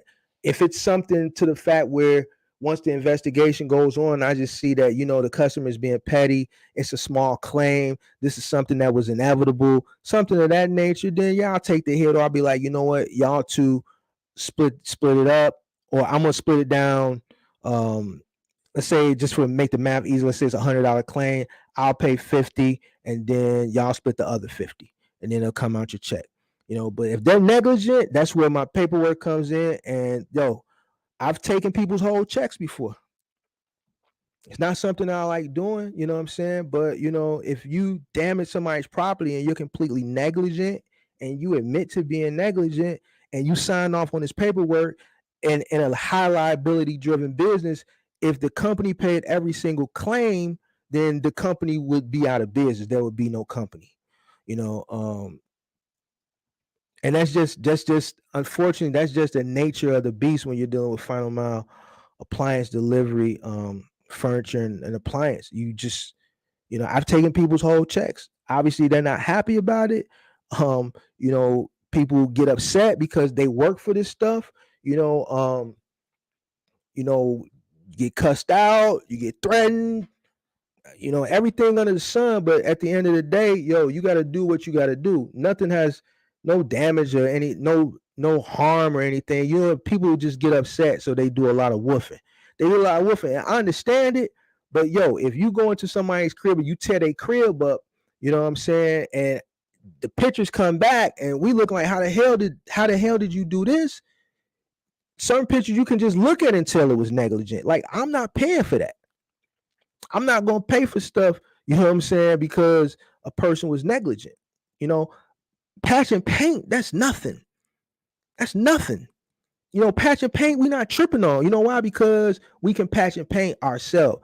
The crews have patch, you know, on the I make sure I go to Walmart, you can get the little $3, $4 thing of putty and a putty knife. Boom, you hit it, boom, boom, boom. 9 times out of 10, the customer got the paint. And they'll be like, don't worry about it. When it dry, we'll buy a little cheap $2 sander from Home Depot, a little hand sander, sand it and paint it. But if we got to go back out and sand it and paint it, so what? It's them floors. It's them floors that worry me the most, because like I said on Tuesday, you scratch somebody's floor, this is what they're going to do. And I'm sorry to everybody that was here Tuesday, but, you know, obviously the question was asked, so I'm going to repeat it. The floors are the biggest thing I worry about. I've always worried about, because when you scratch somebody's floor, they file a claim. They're going to always go with who they want to go with as far as their estimate. They're going to call Mike's Hardwood Flooring. Mike Hardwood Flooring is going to come out. It's going to be a 2-inch scratch that, you know, it might not, it's just a little scratch, you know what I'm saying? It's not a deep gouge like somebody took a screwdriver and a hammer and just was chiseling away at the floor. Nothing like that. Just a little scratch, maybe 2 inches, maybe the size of a quarter, maybe longer, 2 quarters. Mike's Hardwood Flooring come out. They're going to say, you know what? If we repair this, we got to sand it and we got to refinish it. And it's not going to look like the rest of the floor. This part is going to look new. Right? Which is true, you know what I'm saying? Because the person might have got their floors refinished 10, 15 years ago. So after, you know, the traffic on the floor, the finishing, it wears. And then if you finish this little area, it's going to look newer. So it's not going to look right. So we got to do the whole floor. So the customer is going to go off what Mike's Hardwood Flooring and say, well, how much to do the whole floor? Oh, well, you know, your whole place is hardwood. So in order for it to be consistent, we got to do every room. It's going to be $5,000. This is the game they play. So now I got to fight because of a scratch that's probably that big, you know what I'm saying, that can just really get repaired. A quick sand and a little filler, sand, refinish, and be done with it. Person want to get their whole floor done. You know what I'm saying? So that's my biggest fear, and that's where I end up having to hit people where it hurt. I haven't had to get anybody's floors redone. Eventually, they just settle on the little area, and 9 times out of 10, these people don't even get that little scratch repaired. They just take the money that's offered and just leave it. I had one guy for a floor threatened. Well, he did go the law route, but before the lawsuit came, you know, the lawyer reaches out to you to come to some type of settlement, and I just ended up coming up to a settlement. The most I paid for a floor was $750, and that was because I settled with their. I just didn't want to go to court for it. I just paid them the $750 out of pocket. So that's another thing dealing with claims. My broker told me many years ago, you know, like, yo, if this is something you can pay out your pocket, just pay out your pocket. Leave your insurance for the big stuff. So I've only had one general liability claim in all my years, and pretty much in every other claim I've always paid out pocket, because going back to that we were talking about a little while ago, yo, if you have a claim like that $25,000 claim that person was telling me about, they're done. I don't care who the insurance is, Progressive, Mercury, Grange, Acuity, National Fire and Liability, whoever, whatever commercial insurance company. All right. If you file a claim, general liability, you're done. They're gonna drop you. All right, or they're not gonna renew you. Ain't no if. I'm willing. I know this. They're dropping you. It's over with. You know what I'm saying? So it's best to those little small things. Just pay that out your pocket, man. But that's why you gotta have cash flow. When you run the final mile, you gotta have some cash flow. You gotta know how to pay yourself. You can't be running to the club standing on couches with your Dior sneakers every weekend. You gotta have some money just in case, especially if you're not out there in the field. You got people on the field, they have a rough day, they miss a step. It might not be something that was negligent. They might have just missed a step. Like I remember falling off the back of a truck with a couch maybe 10 years ago. You have other people, they trip. We're in a market like Chicago, you might be in Minnesota, you might be in New York where there's snow. People don't salt their. Listen, that's another thing. As an owner operator, you got to train your guys. If you're in a market where there's snow, you got to have these guys calling. You got a 10 route stop. It's a snowy day, or yesterday it snowed and everybody shoveled and plowed. If they didn't put salt down to melt that ice, look, this is ABC Trucking and Care with we're doing your Home Depot delivery or your washer. Yeah, all right. So we're about 10-15 minutes away. We just want to make sure that your path is clear, make sure it's salted, there's no ice or snow. Oh my, my husband, he works at night, he hasn't made it home yet to shovel. It's 2 feet of snow. I can't do it on myself. Well, unfortunately, man, we're not going to be able to make the delivery. We're not making those deliveries because guess what? If they try to make the delivery, and let's say the snow is shoveled, but they didn't throw that salt down, it's a patch of ice, and they slip and fall. Yeah, they slipped and fall, but that customer still ain't. If you drop their item and break it, they're gonna refuse it. They're gonna refuse it, and XPO ain't gonna pay for it. And if it's a Samsung, whatever, stove or refrigerator, whatever, Samsung ain't gonna pay for it. They don't care that you slipped and fell on the ice. They're not gonna be empathetic to you slipping and falling. They don't even care if you twisted your ankle. They gonna want to recoup the loss on whatever it is that you were carrying when you slipped. They got damaged. All right, so that's something else. You just gotta know your market. You gotta know that every job, like if it's ice down there, no, we don't do it. Well, I was chipping and chopping. We don't got time for that. You're gonna have to reschedule. It's not worth it. It's not worth it. So, claims are very serious. You can't put yourself in a situation where you can you don't want to put, because that's a situation where you could have just avoided it. Is this $85 stop? Is this $85 stop, right? $85 stop, let's say, right? And you trying to walk with a refrigerator, you got your strap, it's strapped. You got your shoulder strap, he got his shoulder strap, it's sitting on the strap, you're walking it, and now you got to be careful that you slip. Now you slip on this ice, now this $85 stop then turned into a $4,000 claim. Is it worth it? No, it's not worth it. So you know what, ma'am, you're going to have to figure something out about this ice. We're not doing it. We're not doing it. So, claims and final amount is something you guys got a lot of decisions you have to make. You just got to know how to maneuver. Every dollar ain't a good dollar. I don't care what XPO or NAL or none of these companies say. You call back, there's too much ice. You come do it. No, $85 stop ain't worth a $4,000 claim if somebody slip and fall. Yeah, they won't renew if you get a claim, insurance hopping. Yeah, they're not going to renew it. I was the one that asked you. You gave me a line of sight. No problem. Yeah, we take checks too, and I'm okay with it. Let's see. We had a $25,000 claim and insurance dropped us like we was hot. What did you have a $25,000 claim for? What did you have a $25,000 claim for? What was the logistics company and what was the retailer and what was the item? Break it down for me, just so for people that are watching, they can have an idea. But yeah, $25,000 claims. Water damage. Was it for like a wash machine or dryer, or was it for a refrigerator? Or was it for, I know it wasn't a dishwasher. XPO Best Buy dishwasher install. See, did you guys cut the power off? And so you guys cut the power off, right? And you did the ground, right? You grounded it, right? And what did they see? Here's the thing about dishwashers. I'm gonna wait till I answer, and then I'm gonna tell you the thing about dishwashers. We don't do dishwasher install.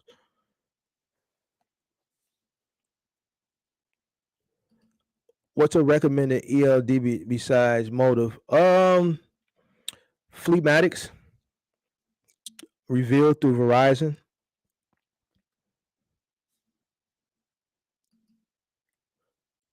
One of our subcontractors did it. So a lot of companies won't even allow you to do dishwashers install nowadays because there's an electrical component um, that's involved in it because you have to ground, excuse me, the dishwasher. Did he actually hook it up wrong, or was it because, like, I remember we didn't actually do the hookup. I remember a customer had dishwasher kept overflowing. It wasn't due to the fact that it was hooked up wrong. It's because when they had it delivered and installed, the customer didn't realize that they have to get the pods, the Cascade or the off-brand pods, and put them in there. So this lady actually put the detergent, just poured it in there, and believe it or not, you can't do that. And when you do that, you pour it in there, you close that door, and you start the cycle. That liquid, it just makes the dishwasher just overflow, and it starts leaking and damage it. So I'm just curious to know, was it something from that nature, or was the hookup behind the wall under the actual sink was faulty?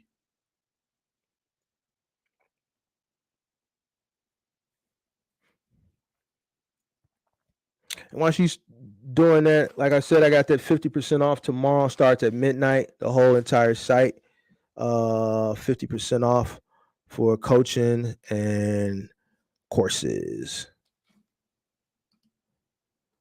My dude is one of the few licensed installers in West Texas. The contractors can install under his lights. Oh, okay. So you had some subs under your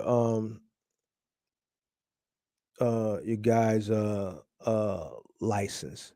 So they just installed it wrong. Yeah, that dishwasher install, I wouldn't say it's complicated, but it does require skill, because that's something that you have to ground, um and you got to cut the power um in the box through the ground, and tie it into the line under the sink. The subcontractor didn't tighten the hose. The customer ran the dishwasher and left for the weekend. So what was it? $25,000 for, they wanted the floor done, and what about the sink? Probably from the water. Was it probably just the floor?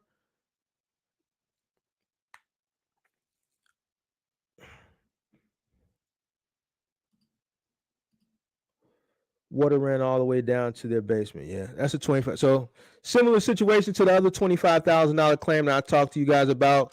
And that's Best Buy. Oh, it might have been you that was telling me that. Was that you telling me that? Yeah, that was you. Yeah, you told me about that a few months ago. Yeah, I thought it was a yeah, that was you. Yeah. How did that claim did you resolve that, or they dropped you? How did you was that resolved, and the insurance paid it out and they dropped you?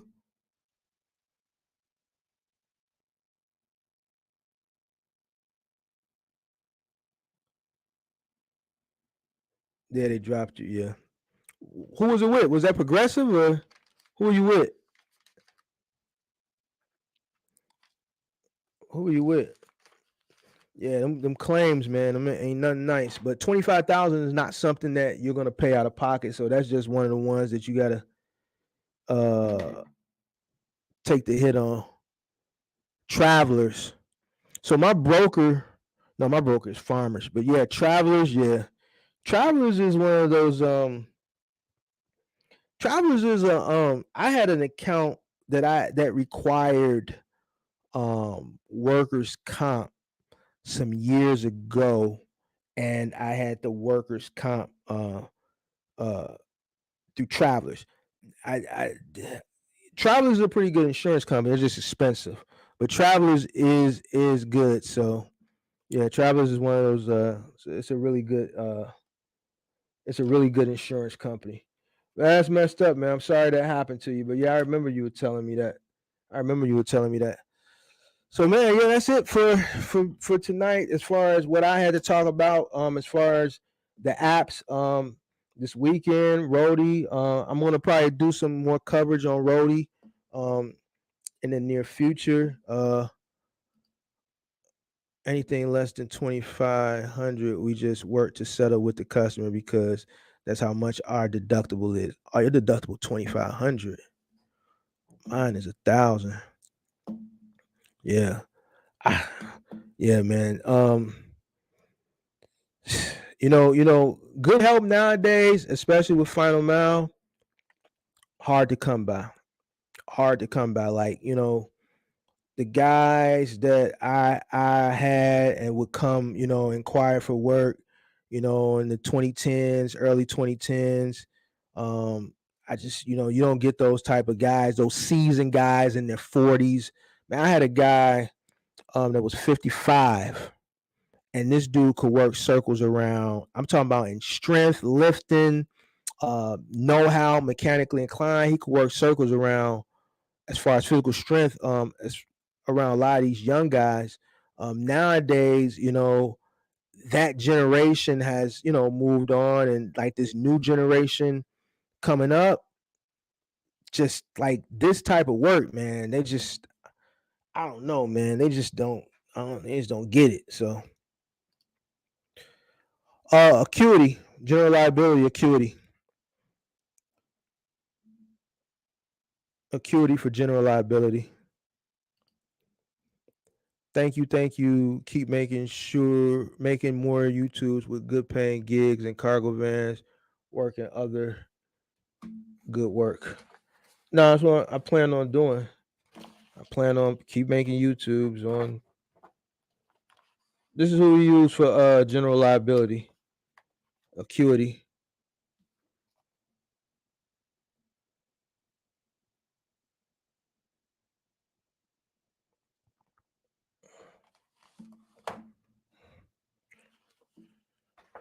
I've had acuity for general liability since 2013. They're pretty good. They're affordable. Um, I got dropped. When we got dropped, it was due to an accident. We had Grange for commercial auto and cargo. I can't remember the accident, but I knew one of my trucks got into an accident, and they dropped us. So yeah. The only claim that I had a claim that never came into fruition as far as general liability. It was for $55,000. One of my drivers backed into a dock. The dock clearance, I don't even think it was a dock. Couldn't have been a dock. I can't remember. It was a while ago. It had to be about 2014. He backed into something. It might have not been a dock. It was something. The clearance was only 12 feet. Tore the whole awning off. The whole awning. Um, the the property called Dynamics. All right. The property called Dynamics. Dynamics ended up calling my office. It was the actual branch manager. This dude named Chris Alvarez. I'll never forget it. I had to cuss this dude out because he called cussing and talking crazy, and I ended up having to cuss him out. We was on bad terms anyway, and he just didn't like me. I really didn't care for him for the simple fact he didn't like me. And he was threatening all this, and I'm like, dude, we got insurance, so like all this cussing and all this goofball stuff you're doing is uncalled for. And for some strange reason, that was just one of those situations where we just didn't hear about it no more. After all that cussing and threatening and all that stuff, just never heard about it no more. So, but yeah, that was a $55,000 claim, but it never came into fruition. Yeah, guy tore the awning. So it probably was not a dock. It probably was a building that had just a low awning. This retard backed into it, not paying attention to the clearance, and tore the whole awning off the dock or whatever it was off. And the property was saying it was going to be 55 grand. I've had other situations, like I had a guy back into a loading. This is a moving company. They were backing into a dock at a building downtown to unload, and I don't know why the cameras were just so low, but the truck tore off the camera, $1,200. He just ended up having to pay that. I had just other little back end type claims, like other than the camera, um, you know, dumb stuff, things that could have been avoided if the passenger would get out and be the eyes behind the guy when he's backing. Some of these docks, when you're backing in, if the lights are off in the dock, or let's say it's dim in the dock, you're backing in, you can see, especially some of these downtown Chicago buildings, that's a high rise, their dock serves as loading, unloading, and then they have a garbage pickup. So now you got this tight, narrow space to back into, and then you got 50 dumpsters, lined up on the side, and you got to back this truck. You got to block traffic, and you got to back the truck, and the passenger is just lazy, and then the driver is too retarded to tell, hey, can you get out and help me back up? And then even if they do, he's, oh man, you can't see. And then it's just, teamwork makes the dream work. So a lot of these things like that, like, I'm not paying for that camera. First thing I ask, yo, did so and so back you in? No. Well, why you didn't get somebody to come out and back you in? Well, man, he was asleep. Well, why you didn't wake him up? You think I'm gonna pay for a camera? Because if he would have, the helper that's on the truck would have got out, got behind the truck, got in the mirror so he can see him either on the passenger side or the driver's side. Obviously, because he's standing behind the truck, he's not gonna see you. So you got to stand either to the left or the right. Make sure you're in the mirror. I train the guys sometimes to use the flashlight, from your phone to kind of, if it's like somewhere and it's dark and you really can't see, or it's a tight back end, to back him in. While he's backing him in, he's looking at the clearance up top. So if it's a situation like where that camera got torn down, man, I'm not paying for that. The first thing I said, man, did your helper back you in? No. Well, then y'all gotta figure that out. I ain't paying $1,200 for that camera. I'm not paying it, because you should have had eyes inside that dock backing you in. So it's your fault for not telling him to get out, and his fault for not being proactive. I feel you, but still, you gotta open your mouth and say something. Me personally, if I'm on a truck, if I can't see, man, get out, back me in. I don't care if it's 0 degrees, back me in. Back me in. And that's how those type of awning and dock claims, that's how those can get prevented. Like, I'm not paying for that. I'm not paying for that. I had a guy, I'll never forget this. He had the same route every day. The same route every day. It was we had a blizzard. The last blizzard we had, maybe like 3 feet of snow, 4 feet, so it was bad. Blizzard, deep snow. So it took me a day just to plow our yard with the truck. It took me a day to plow it with a bobcat. All right, that's how much snow we had. All right. So this guy, he does the route. Boom, he's doing the route. He's doing the route. He gets to a delivery. It's an office building. Parking lot is plowed, but they have a parking lot, and then it's a big area, patchy grass where the snow is, 3 feet high. It was a blizzard, 3 feet, 4 feet high. I don't know. This retard, he's a retard. This dude, instead of just circling in the drive on the pavement, he thinks because he's in a truck, he's gonna make tracks in the snow. He decides to make the U to come out in the snow and get stuck. Right? Cost me, I paid for it. Mistake, whatever. I paid $450 for a wrecker, all right, to come winch him out the snow. All right, $450 for a winch to get winched out. So the tow truck driver, obviously, for those who don't know what a winch, he pulls up, they have a winch, he gets out, he grabs the winch, he walks through the snow, hooks it to the front or the back, and the winch cuts the winch on, the winch just pulls it, all right, out the snow. Same route every day. So y'all know I'm going with this. The very next day, this retard does the same thing. And guess what? He gets stuck. The same thing. You just got stuck the day before, right? He does the same thing the next day. He has no business with all you in a lot that's plowed. Why are you in the snow trying to do donuts or make tracks in the snow? Dog, it's a truck, yeah, but guess what? We're Chicago. It's a blizzard. It's 4 feet of snow. You're not gonna make it through. These trucks are only rear wheel drive. Boom, he gets stuck. Got to call the same tow company. So I'm embarrassed because now I'm calling them for the same. They're like, man, didn't we just do the same thing yesterday? So they send the tow truck out. It's a sweet lick for them. They have made $900 off me in the past 2 days. So they go, right? For some reason, they didn't send the same driver that day. They sent a different tow truck driver. This retard drives the tow truck to tow him out the snow. He gets stuck. So now my truck is stuck. The tow truck is stuck. So now they're calling me like our truck is stuck. We got to charge you for that too. It's going to be a higher charge. Well, dude, your tow truck went in there. Why he just didn't winch him out like the guy did yesterday? So the tow truck had to get winched out and my driver had to get winched out. And, he quit on me. No, I fired him. That's what happened. I fired him because he was retarded. Like, if you do the same thing 2 days in a row, dude, you can't work for me. You're retarded, dog. I told you, retarded. My brother said, man, you better not let this dumbass work. Exactly what my brother said. Hey, Mark, you better not bring this dumbass back.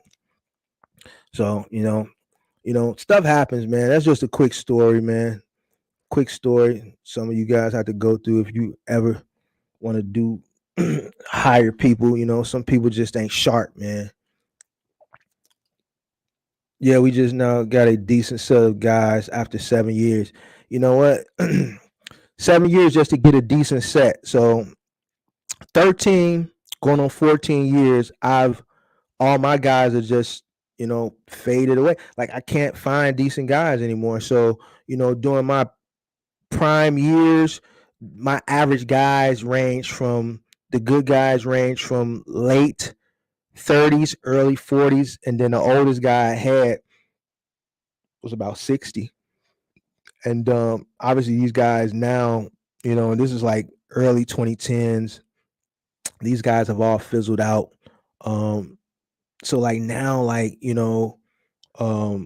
this new crop of Generation Z, I guess, like,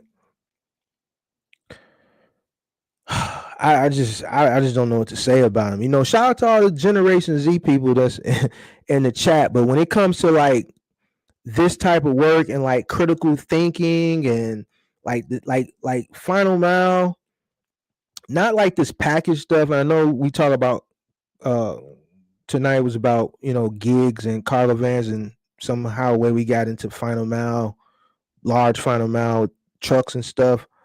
A big part of final mile with the bigger items is outside of the lifting is critical thinking. And I'm not even gonna put it on Generation Z. I'm just gonna put it on people in general. Like, man, there's not a lot of people that are applying that just have good, sharp, critical thinking skills. And because this industry is so liability driven, I can see why a person that's new, who's just invested into this, who hasn't recouped their money, would just send somebody out because they just want to get their money back. Me, I'm not doing it. I've made my money. I'm not sending anybody out just to keep, because I know I can send out a person who not a good, sharp, critical thinker. And yes, a $700, $800, $900, $1,000 run can literally end up costing me 30, 40, 50 grand. It's not worth it, to send somebody out that's just not bright, because a person can literally go do 10 stops and create a claim for every single stop they hit. So now this $1,000 route, let's say, can end up costing me $40,000-$50,000. So, I feel you.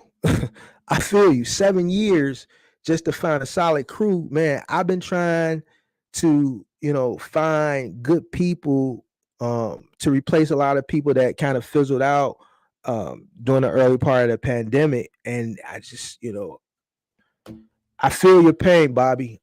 I feel your pain. It's just not final mile. It's just I don't know, man. Thank you. I will look into them. Do they write for XPO? Yeah, Acuity writes for XPO. I need Acuity to pay for my insurance. Yep, 55,000. Luckily, I don't know. It just dropped Pookie and Ray Ray. Yeah, definitely Pookie and Ray Ray. Definitely Pookie and Ray Ray. Yeah, people think different now, right? People think different now. It's just a different ball game, and that's why I'm telling people, the smaller final mile with the cargo vans and things of that nature. So when I coach people for final mile, like this is the things I tell them. I don't tell them, yo, you gonna make $7,000 a week. I tell them this. So they know, so they can't be like, yo, Mark, this ain't a part of the game. You didn't tell me about this. No, I tell them. Everyone that's done a final mile coaching session with me, I spend, if they book an hour, the last one I did the day before Thanksgiving, he paid for an hour. I was on the phone with him 2.5 hours. I never charge nobody. They be like, man, it's going on. Don't worry about it. I want you to know everything. Know what you're getting into. Don't just think it's simple. And you know what they always say, man, I didn't know it was, I didn't know, final mile entailed all that, but it makes sense. That does make, yeah, it makes sense. Like they'll think, okay, 10 stops, you'll go do 10 stops, 12 stops in 8 hours. No, man, you don't know what you're getting from day to day. You don't know what you're getting if you don't have a good solid crew, man. Man, I seen people out. We did Sleep Number for installs, and we're Sleep Number mattress, where the number system, Sleep Comfort, Sleep Number, Sleep Comfort. So we have to build those beds. That contract pays good. But some people just couldn't get that account, man. 5 stops would take them 12, 13 hours, because you have to build the bed, you got to build the mattress, you got to put this foam thing, zip it up, build the frame, plug in the air holes.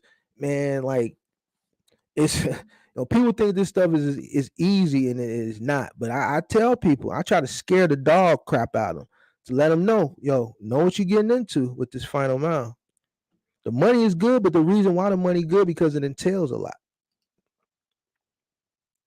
Absolutely right. Good job, man. Appreciate it. I think it's in marketing, finding workers. I might start something. If you find some workers, let me know. Somebody told me, man, you might want to go through what's the I wouldn't do it. What's the place, the staffing agency? Hell no. Not for final mile. It's too much liability. Like, not everybody can do it. Like, you really have to physically and mentally know how to do this stuff. Or it's just like I tell people, like, yo, the claims will kill you.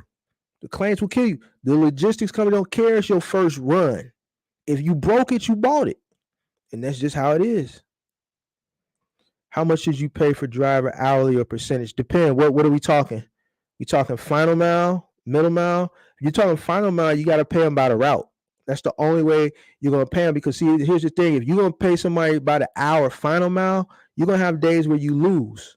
Most of the days you're probably going to lose because it's hard to determine how long they're going to be out. If they got 10 stops, and let's say you're doing appliance delivery, right? And you're in a major city. Let's say you're in Chicago, New York. I don't know what city you're in. You're in a major city. You got 10 stops, all right? Your 10 stops are going to vary from day to day, all right? So you're going to be faced with obstacles every day. Some days they're going to be smooth days, but you might have a person who lives in a bungalow and they want you to bring a refrigerator through the front door. So now you got to go up the 7 stairs. You got to squeeze it through the door. You got to take the doors off the refrigerator. You might have to take the storm door off the front door. Here's it. If you're in a market like Chicago, they're gonna have a storm security door. Then they're gonna have a big a regular door. So one of them doors you're gonna have to take off. Sometimes you gotta take off. Sometimes we gotta take off the storm security door and the regular door, because the storm door had that little thing that pops out that swings it, and then had that hook, and we got to take all that off. You got to take the doors off the refrigerator. You got to take the main door off. Now you're in the foyer. You got to make the turn, go through another door. That door got to come off. Then they want you to walk it through the whole house because they don't want you to come through the back for whatever reason. Then they got a dining room table. You got to move that out the way. They got a buffet. That's got to get moved out the way. It's just a lot. So now that one stop for one item, you're going to spend an hour there, maybe a little over an hour, because you got to take the doors off. You got to take the doors off refrigerator. Now, if it's a French door refrigerator, you got to take the top two doors off. You got to take the two drawers out at the bottom. It's going to have a water line. If it's that LG, I forget that model LG, where the water line goes to the bottom, and then it's got all the ground stuff at the top. It's like a whole goddamn computer system at the top of the refrigerator. You got to break all that stuff apart, right? And then you got to put it all back together. It's one LG refrigerator. Every time we see this refrigerator, it's like, man, it's just like the day, you just know the day is just gonna be just, it's just, it's just one LG refrigerator. I can't forget the model. But going back to what I'm saying, that one piece, that one stop might take you an hour. And then you may run into a situation with another stop where you may run into an obstacle and they may be there an hour. So you can't pay them by the hour because you can't foresee how long the day is going to take. So you got to pay them by the stop, not by the stop, but by the route. Now, depending on what the route is paying, would determine how much you're going to pay. If you're running $1,000 routes, then like I say, man, pay your driver $250, pay your helper $175. That way you're going to keep them. About 40 to 50% of your route is going to be payroll. Now, if you got high exorbitant truck rental, then you're not going to be able to do that. I did a consultation with a young man recently for Final Mile, and he was talking about paying $110. I'm like, you're not going to get nobody to do Final Mile for $110 a day. And if you do, you're not going to keep them. $110, no. For the driver and $80 for the helper doing 10 plus stops, no. No, you're not going to find them. Staffing agencies are very expensive. I wouldn't go with a staffing agency for Final Mile because one, the training aspect, and two, like you said, they're expensive, and then the liability because of the liability that the job entails, that liability clause that probably would be between my company and the staffing agency. If one of these guys pulls a muscle or something like that, I just wouldn't want that. I just wouldn't want to deal with that. So, now if you're talking the Dominican Beast, now if you're talking about middle mile, that's not my lane, but the times where I've ran, middle mile jobs for, let's say, logistics companies and things of that nature, I've always paid my drivers a third. I've always been in a position where I can negotiate my price, because I don't run middle mile. So if, let's say, a logistics company got something they need us to run long distance because it's someone way out, they'll say, man, how much is it going to cost to get this done? And then I'll say, it's going to be $750, third to the driver, third to the cost, third to the company. So normally when we do long distance stuff, I usually give the driver 33%.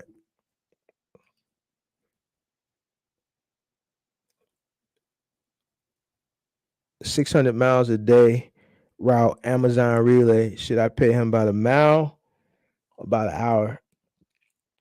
Amazon relay varies because that depends on. This is a. Are you running off the low board, or is this one of them short-term contracts? If it's one of them short-term contracts, you could pay him, I guess, by the mile. But what would you pay him by the mile that would be sufficient that he would want to, or she would want to continue to come to work for you every day?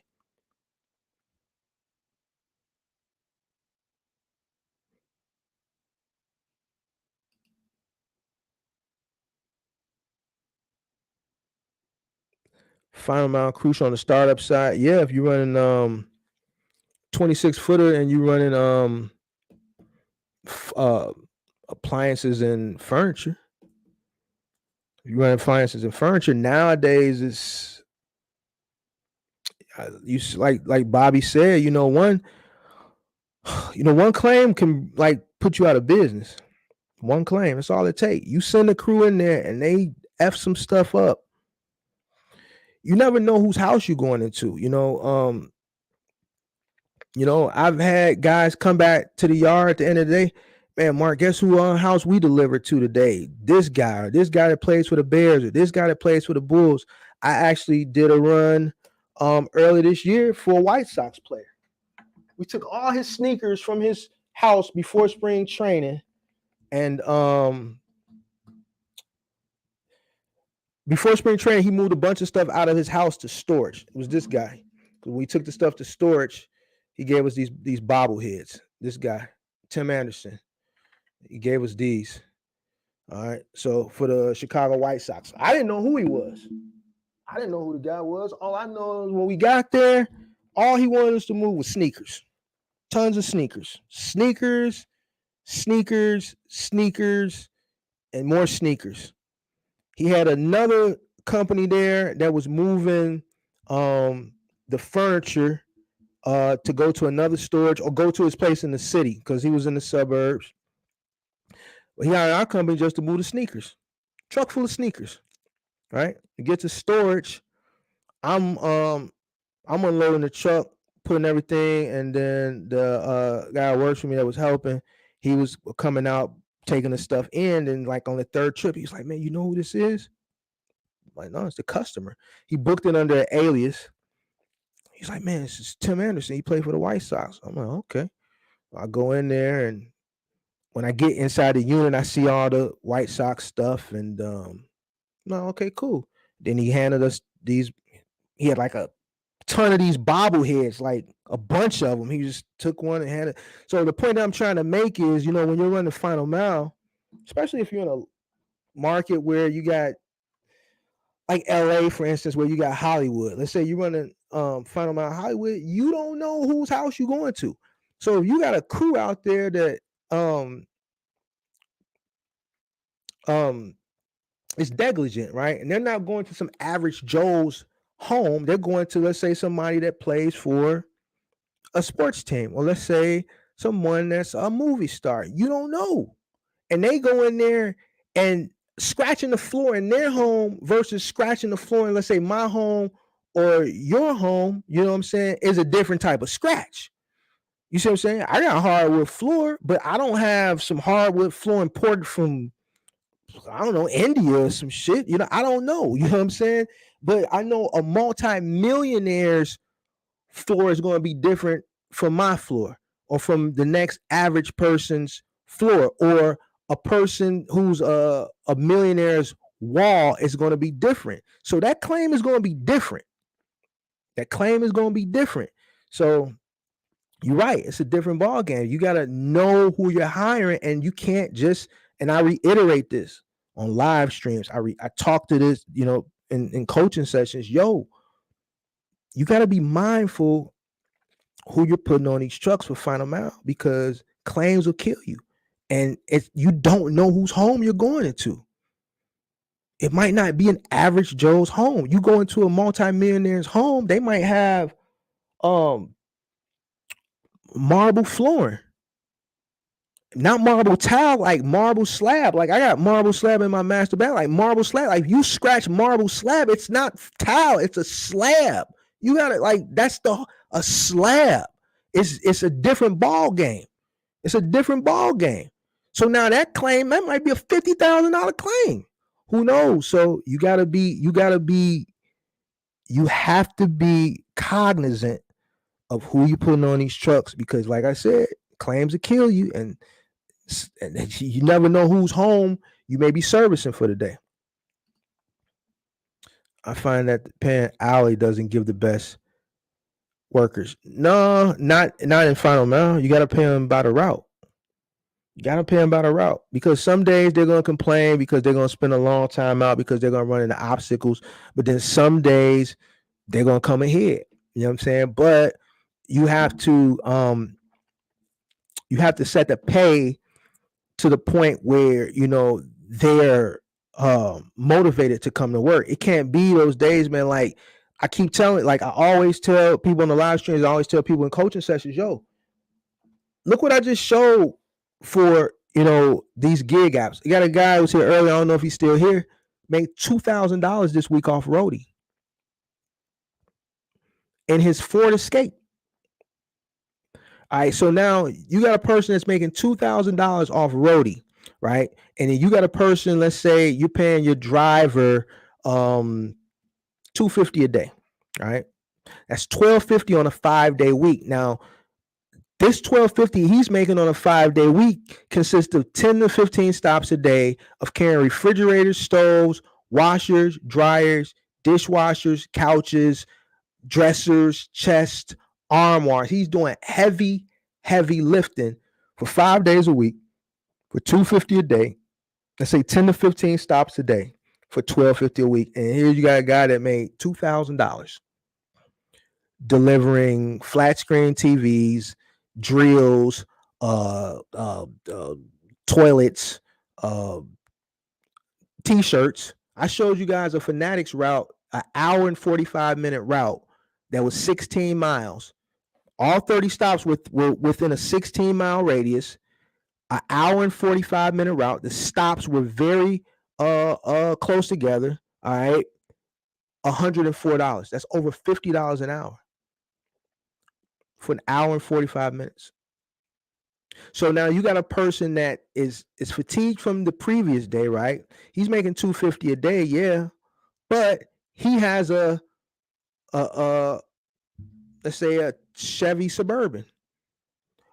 What's stopping him while he's sitting on his bed contemplating with his sore back and sore shoulders of coming to work for Mark for $250 to do 10 stops when he can go do Roadie and make $200 just delivering for Walmart, Best Buy, Fanatics, and whoever else.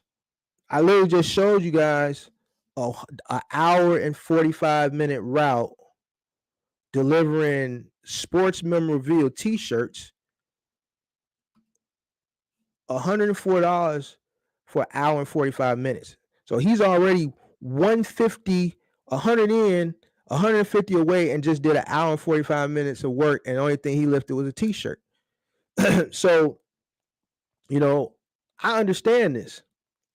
So when it comes down to paying people, you have to keep this in mind, and this is with any business nowadays, because there's a lot of competition out there. It's not like how it used to be where the employer, where the employee depended on the employer. Like we're dependent on the employees now. Black Friday here, there was a thing going around on Facebook here where a lot of the fast food restaurants that work here. I know someone who owns a couple restaurants here, turkey places, and struggling with workers. There's a few McDonald's and Burger Kings that couldn't even open Black Friday because no one showed up to work. Some couldn't open. They had signs up. It was going around on Facebook. They had signs up due to employment shortage, no one showing up to work. Unfortunately, we can't open today. Some other ones said due to employment shortage, the dining room is closed, only the drive-thru is open because only 1 or 2 people showed up. So it's just not with moving. It's just not like with final mile delivery. It could be with Amazon. It could be with middle mile. It's restaurant business, retail business. People can get up and have a plethora of different apps where they can go make money. And if the money making opportunities is easier, I'm delivering t-shirts and jerseys for Fanatics for 30 stops, an hour and 45 minutes. That's going to pay me $104. Yeah, why am I going to go drive to Timbuktu for $300-$400 doing middle mile for, let's say, Amazon or or let's say for middle mile for somebody else, or come carrying furniture for Mark, or come carrying furniture for you, Bobby, or go working for, like, my homie got 2 restaurants, come making that city minimum wage 15-25 an hour, slaving in a hot kitchen, chopping up turkey meat all day. You know what I'm saying? When they can just go do that, hour and 45, boom, they already 100 in, they catch another good lick for another $100. That's 200 in and 3 hours, 4 hours of work. The game is different now. You gotta adapt. Yeah, all shoes made it. They all made it. You'll be surprised, with a lot of these celebrities, man. Like, my company has done a lot of celebrity jobs over the years. I've been lucky to go on a few of them. I know we did something for Rachel Ray. We did some projects for her. Couple Bulls players, couple Bears players. Obviously, Tim Anderson for the White Sox. We moved a bunch of sneakers for him. Trying to think of some other people we've done. We've done jobs where I've actually was on jobs that I didn't even know who he was. Like, I don't, so, we done newscasters. Yeah, we done a lot of celebrities here in this local area. So, yep, you never know who you're gonna deal with, when you're moving or you're doing final mile. You don't know who's booking. Most of the time they book under aliases, more times than not. You have to do a lot of selling to employees and subcontractors to get them to keep showing up. Now you do. And like me, I just don't have the patience for it no more. I just don't, I just really don't. Yeah, I just don't have the patience to, sell, because here's the thing, you commit to something, and you gotta just know where the industry is going. You got Amazon Relay, self-owned, self-contained business. You got like, let's say a lot of these gig-based delivery opportunities. Years ago, these opportunities didn't exist, but let's say they did exist, they would have went through a logistics company. All right, now with the evolution of all these gig apps and customers wanting things sooner than later, you have these gig apps, which provides opportunity for people to do these smaller final mile deliveries in their personal vehicles. Like, it, it, it's there's a lot of opportunity now for people to work for themselves independently. So another question I get asked a lot, like in coaching sessions and in my DM and things, is like, Mark, I hear you speaking of scaling. You coach how to scale, but then you also say, man, it's hard to scale now. Um, and I have to explain why for them to understand it. A lot of people, and here's another thing, I've had people that have jumped in with 2-3 trucks and like, man, I can't find nobody to work. And I'm like, man, do you watch my live? Like, man, like, finding people to work is like finding a needle in a haystack nowadays. You know what I'm saying? Or they keep having high turnover. They'll get somebody, let's say for middle mile, let's say for like Amazon, and then they'll work like a week, or they'll work 2 weeks, and then they'll just not come to work. Like, it just is what it is. So, like, you got to offer, like, if you look at these trucking companies, like these big trucking companies now, they're offering up to $10,000 sign-on bonuses. Like, same thing there, it's just getting ridiculous. I'm paying my guys doing IKEA $300 a day, solo route 7 days a week. That's the driver. You paying the driver and the helper, or you paying the route total $300. So 150 and 150. How are you doing it?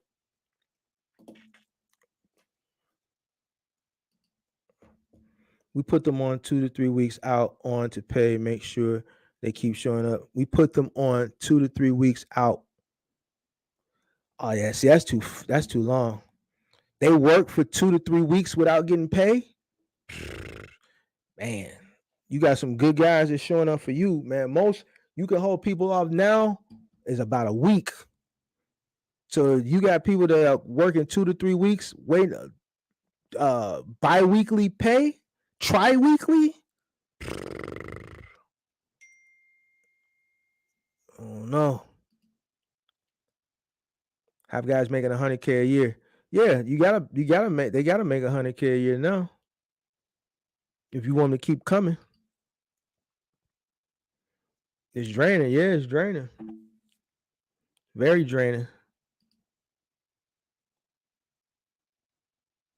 The rental company are killing us. They want 250 a day. That's a decision you're gonna have to make. You know what I'm saying? If it's not making dollars, it's not gonna make sense. If you're spending more than what you're making, you got to make that decision, guys. You know, everybody has decisions in business. You know, if you go by that model, if it's not making dollars, if it don't make dollars, it don't make sense, then it'll make it'll make things a lot easier for you as far as that's concerned. Um, so 250 a day is a lot for a rental. 250 a day is a lot. That's what on a seven. I mean, what you paying over $1,500 a week for a room?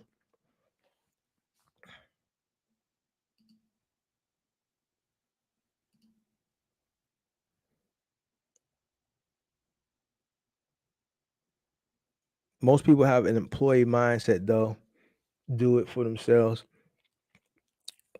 A lot of people do have an employee mindset, but with the amount of opportunity I think that's out here nowadays for people to um not necessarily even be in business for themselves, but create their own opportunities to make money on their own time. Um, I think that's what is crippling the job market.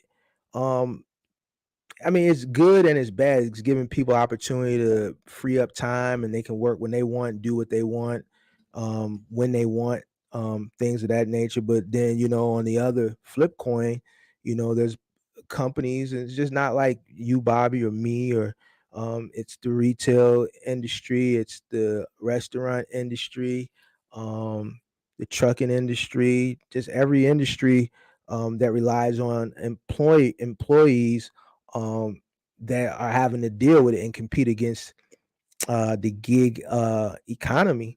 It just is what it is. It's just something that you're gonna have to uh, deal with or create a way that you don't have to deal with it. I understand, me personally, I understand that I'll never um, as far as my peak of trucks running daily, I'll never reach that again. When I was able to do it, it was at a different time, and I won't be able to do that no more. I understand that now. You know what I'm saying? I've come to amends with myself, and I know that I'll never be able to do that again. So I have to make changes and decide what I want to do forward. Do I want to finish selling off these trucks, maybe keep two or three? Do I want to transition into cargo vans and maybe try my luck at that, since it's more one on? But then again, I'm gonna still have to hire people to do smaller work. Do I want to go semi truck? Same situation. Now this is gonna be more cost for me at stake, but I still gotta find drivers. I still got to find drivers. Now, not only is it more cost at stake, and now do I got to find more drivers? Now my competition is more fierce, because now I'm competing against JB Hunt. I'm competing against Snyder. I'm competing against Swift. I'm competing against Landstar. I'm competing against Prime. I'm competing against Werner. I'm competing against all these big boys that have more money, deeper pockets, and they can offer better benefits than I can. So you just gotta. There's a lot to think about, and you just gotta know. And this is why I tell people, you gotta really think about the full scope of the industry and how you want to enter it. And not only do you gotta think about the scope as far as it is in the present, you gotta look down the future, because you don't want to build out this whole business plan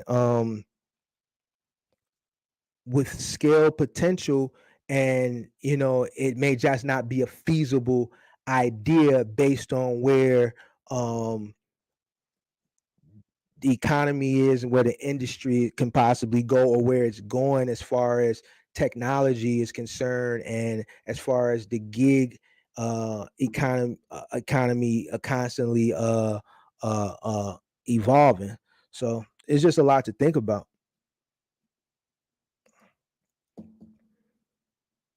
Just to drive at 300, no helpers. That's good pay. IKEA, you can do IKEA by yourself. So I know, you may have those pieces, a couch here or there, but for the most part, when we were doing IKEA, man, it could have been done with one guy.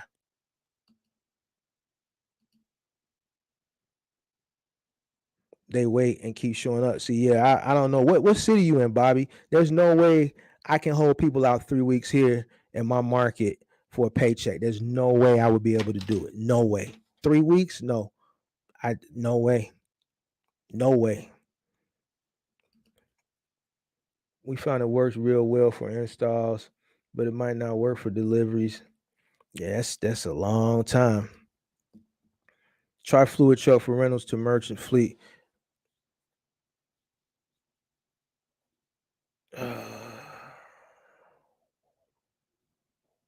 Have I seen the home delivery markets slow down due to the home economy? No, not really.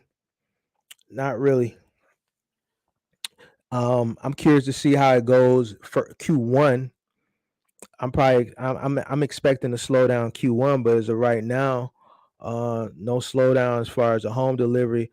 A little bit on the furniture side, a lot on let me take that back. A lot on the fitness equipment side has slowed down tremendously. Fitness equipment has slowed down tremendously.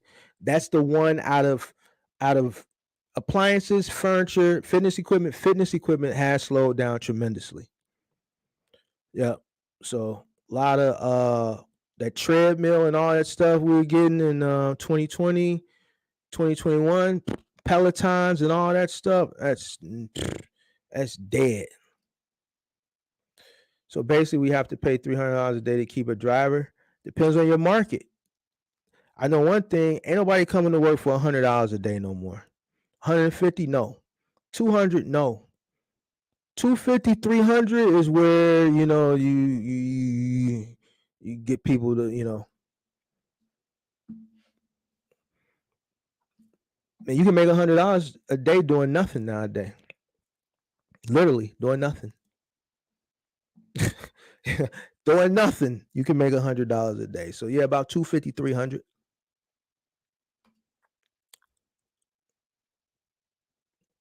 Depends on what you're doing, man. It all depends on what you're doing. Depends on what you're doing. Depends on your cost. Everybody's margins are going to be different. I think you said you're doing Amazon, so depending on what you're making a day, depending on what your cost uh uh per day is, and then whatever you have left, you got to figure out what a lot of people make this mistake I talk about all the time. After they account for all their expenses at the end of the week, let's say they got $1,000 left over, that's what you think you made, and that's not what you made. So, I can't answer your question because I don't know what you do. I know you do Amazon, but I'm not looking at your book, so I can't really give you that answer.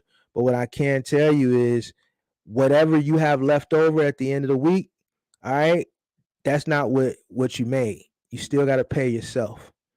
All right. So you can't take that. So let's say you run all week, and after you pay out everything, you got $1,000 left over. Out of that $1,000, you got to figure out what you're going to pay yourself, and then the rest has to go for cash flow. A lot of people are failing. I see once I really talk them in these coaching sessions, I break it down, and they say, "Well, yeah, I'm only making 1,200 for the week." I'm like, "Well, what'd you pay yourself?" "Well, that's what I pay myself, 1,200. That's what's left after my truck rental, my fuel, my insurance, my ELD, whatever. It's 1,200 left, so that's what I made." That's not what you made. "Well, what do you mean?" "Well, you got to pay yourself." "I am paying myself. I'm paying myself 1,200. "Well, what's the company making?" "What do you mean?" "Well, what is the company making?" If you're paying yourself 1,200, that means the company has no cash flow. So how's the business going to sustain? what do you mean? So, just make sure you're paying yourself something. So, for example, if you got $1,000 left, you want to pay yourself 50% of that. Then the other 50% you bank into keeping the business bank account, and that carries over for cash flow in case you have any unforeseen situations that may occur down the line. So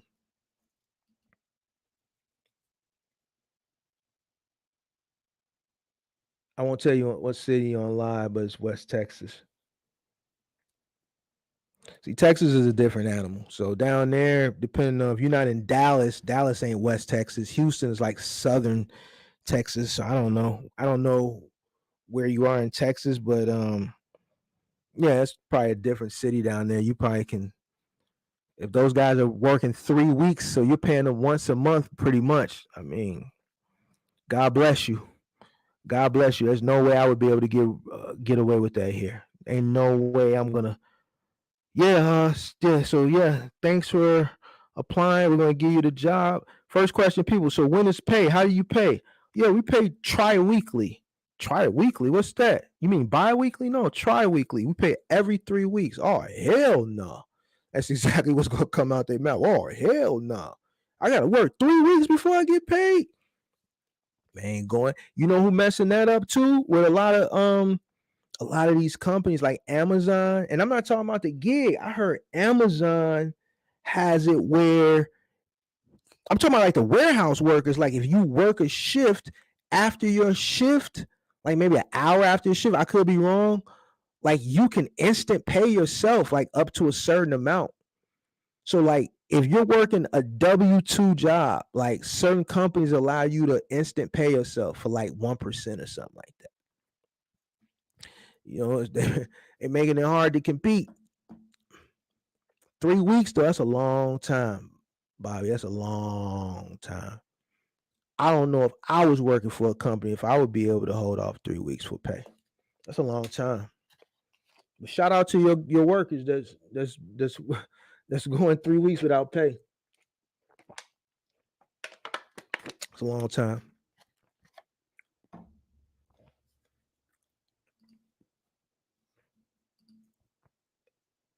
Country dudes are different from Chicago dudes. Clearly.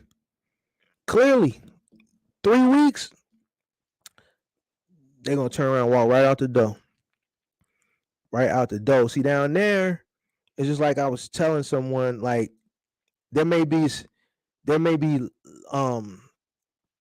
you may be in the country, so there's probably less opportunity. So, versus here, there's a lot of opportunity. Like everywhere you turn, there's opportunity. Whether you like gigs or even like employment, like there's just opportunity here, and a person here, they just not gonna wait 3 weeks to get paid. 1 week. That's just as far as this is going now. 1 week. You got to know how to sell them on that. Your market is gonna be different from mine. You can't sell them on that here. Amazon is letting people pay themselves every day. And I'm not talking about Relay. I'm not talking about Flex. I'm talking about the W-2 people that work in the warehouse. From what I understand, they can instant pay themselves. And these guys on W-2, like in Final Mile, you can't really do that because you gotta hold a week just in case of claims, you know what I'm saying? But 3 weeks is a long time. I remember back in the day when I was paying bi-weekly and I had to switch to weekly because bi-weekly, what happened was people would start coming for these advances, and I don't do advances. And then another problem I realized I started running into, people would run out of money. They wouldn't have money to get to work. So you gotta understand, like not everybody is frugal. Some people, they do a good job at work, but their extracurricular activities outside of work, like it's beyond your control. So Friday comes, payday comes, right? Person gets a big check, $1,200, let's say. Now that Friday night, they gotta go get their drink, they gotta go get their smoke, They finna party. They finna have a good time. And if they ain't got to work Saturday and Sunday, now they got that money to play with all Saturday, all Friday night, Saturday night, Sunday. Monday they come back to work, they broke. Now they gotta wait a whole another 2 weeks to get back and forth to work as far as money. So that's what the issue I started running into. And then I transitioned into from bi-weekly to weekly.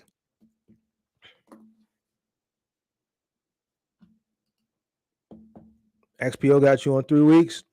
Yeah. See, that wouldn't work with me. I know it wouldn't. But like you said, you in the country, so that shit's slow. LO, ain't no way I'm personally waiting that long. See, depend on the market. So we pay them when we get paid. Yeah, I get it. I get it. I get it. Yeah, just you you in a market where you can get away with that. We wouldn't be able to get away with that here.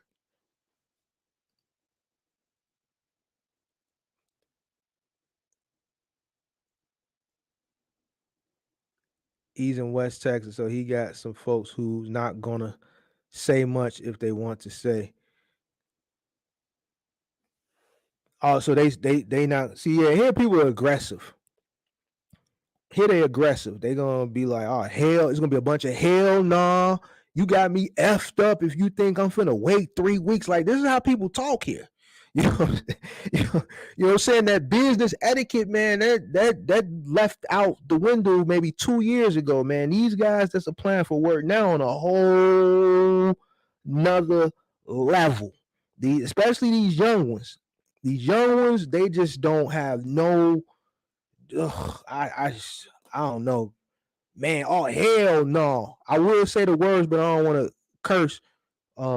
For the last, oh hell no! You got me effed up, Joe. You think I'm finna wait 3 weeks, man? I can go get me a QP and I'll be done. You got to hear all that, man. You got me effed up, Joe. Man, what you on? And man, I ain't finna. They ain't gonna fly here. Not gonna fly here. Ain't gonna fly. 3 weeks, man. I ain't finna fix my mouth to tell somebody, man. Yeah, we pay every 3 weeks. Oh nah. Oh no, man. Oh, it's a college town. Oh, well, you can get away with it. You can get away with it. Yeah, ain't no way in the hell. Yeah, these guys here, they gonna tell they can go get, man, they can go sell some tray fives. They gonna go get a QP, elbow. You know what I'm saying? If you know, you know. You know what I'm saying? I'm finna go get me an L, man. You finna have me wait 3 weeks, man, for that little scratch. Everything little. You know, a person gonna be making $1,000. You gonna have me waiting 3 weeks for that little scratch, man? Oh hell no! You got me effed up, Joe. Nah, I ain't finna go through all that. So it is what it is. It is what it is. I ain't 3 weeks, man. Man, I ain't finna fix my mouth to tell nobody 3 weeks because I already know what they finna say. 3 weeks. Man, some of these cats can't even get past the weekend after you pay them. You pay some of these cats, I'm telling you, you pay them Friday. Monday they broke. They go get a tray five. I'm gonna tell you what they do. Go get they tray five, few tray fives. Go get they whatever they backwoods, whatever they use. They drink. You know what I'm saying? Go get a fifth of 1800 or a fifth of Don Julio. Once they do that Friday, Saturday, they trick off. You know, they might go get them a little fit or whatnot. You know what I mean? They go to the club.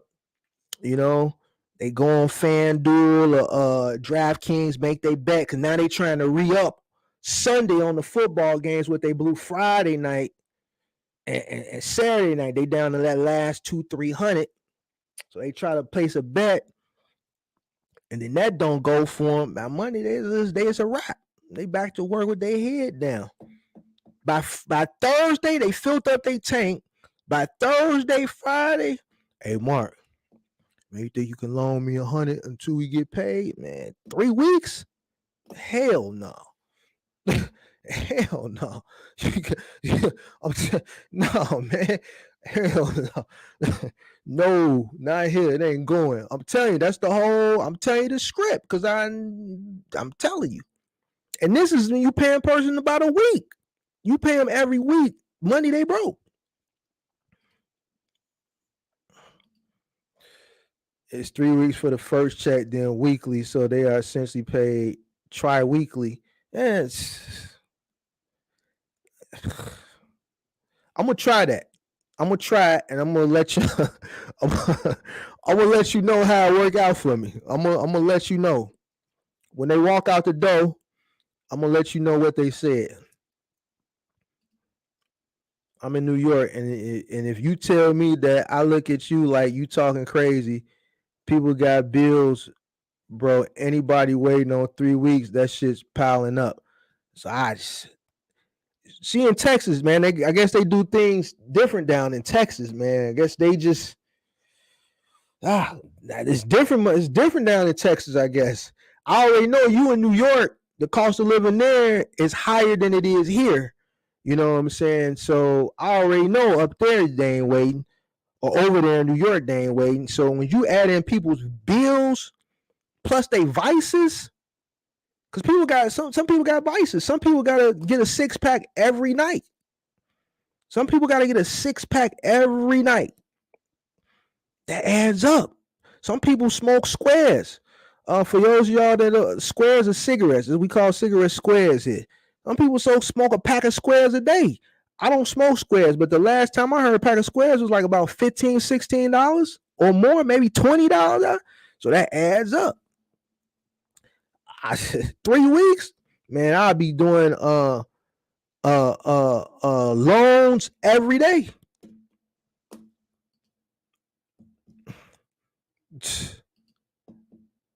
If they need to borrow that 100, it costs 120. Now I never did that. I hate loaning money. Because when you start doing those cash advances,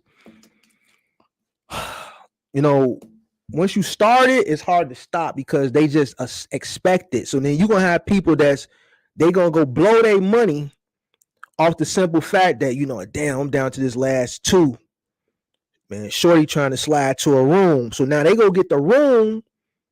You know what I'm saying? They go get the room. That's 130. Let's say 140. They go get the drink, right? And then off the scent, man, it's my last 2. I got to make it to payday. But man, forget it, man. Let me get the room and get the drink, man. Shorty, man, I've been trying to, you know what I'm saying? I just hit Mark, man. Mark loaned me the 100 to payday for me to put in my tank. All I need is gas. And then they just get accustomed to it. Now they expect it. And I just don't like to do it because I don't want people to expect something. But then again, they understand that, well, man, if I don't come to work, it ain't nothing gonna get done. So it's like they understand. They know that you're at their mercy in that aspect. And that's just the unfortunate thing about, you know, like the employment thing. Now you just don't have not only is it hard to find people and people are scarce, you just don't have that overabundance of people like back in the day. Like, man, if you did something to me and you pissed me off, I'm gonna give you a week to think about it. I put you on punishment for a week. You know what I'm saying? So you can't even do that no more. So man, it's just all messed up. People are living check to check. You're right. That's what I'm saying. 3 weeks. I don't see how she's doing it. Well, I know how she's doing it. I would like to meet these guys that work for you, Bobby. I want to meet these guys. I like to meet these guys that's going 3 weeks without pay. We a different vibe over here. I see. Everybody in this chat is trying to figure out how is these guys that's working for you going 3 weeks without pay. She got a bunch of illegal. They say since you down in Texas, you got a bunch of illegals working for you. But shit, I don't think the illegals gonna go 3 weeks. I think more the illegals gonna want to get paid every day. In California, folks did good on the Lug app. Get down this weekend. Lug is that moving app, right?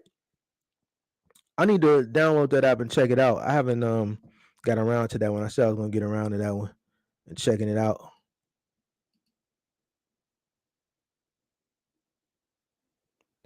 They locked in trying to get that next check when they're 3 weeks behind. Yeah, but even still, I get where you're coming from because XPO does pay every 3 weeks, which sucks. You know, XPO, man. Like I know we talked about XPO, but earlier, hey Bobby, all the best to you because I know what you're going through with XPO as far as the insurance and everything XPO puts you through, and then the 3 week pay cycles. I ain't got nothing but respect for you. I've been there with XPO.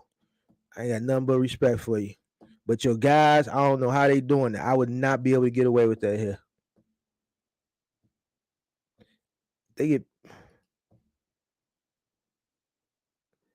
I think they probably live together. So they were. Are they illegal or no? Bobby, are your guys legal or are they illegal?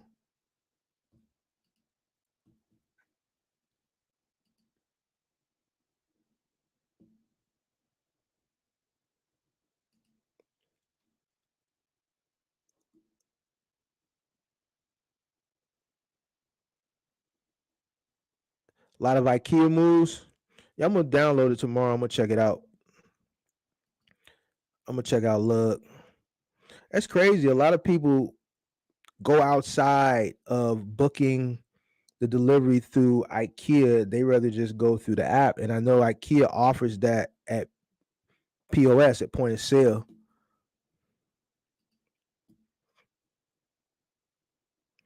I bet they do. Oh yeah, that's right. You with XPO. I forgot. They do gotta be legal. Yeah, XPO compliance is probably out of all the logistics companies, XPO like their compliance department um is second to none. Like you know, with some logistics accounts, like you can get away with murder with some of them. Like you can sign up with a driver and a helper, and maybe a week or 2 or 3 weeks later, because it's just everything in disarray, you can switch those two guys out and send two more guys, and no one will question you as long as the stuff is getting done and the truck is showing up. XPO, no, ain't going, ain't going.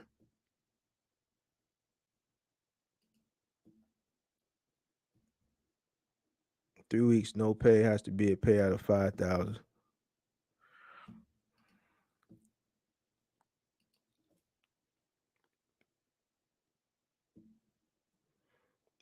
for what the week, for the week. Yeah,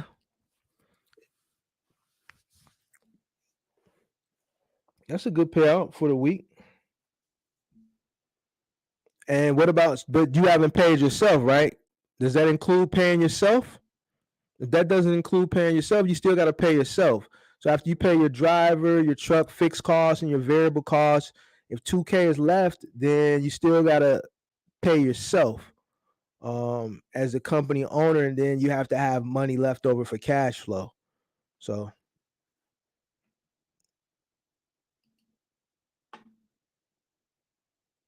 now I get it. I was just joking with you.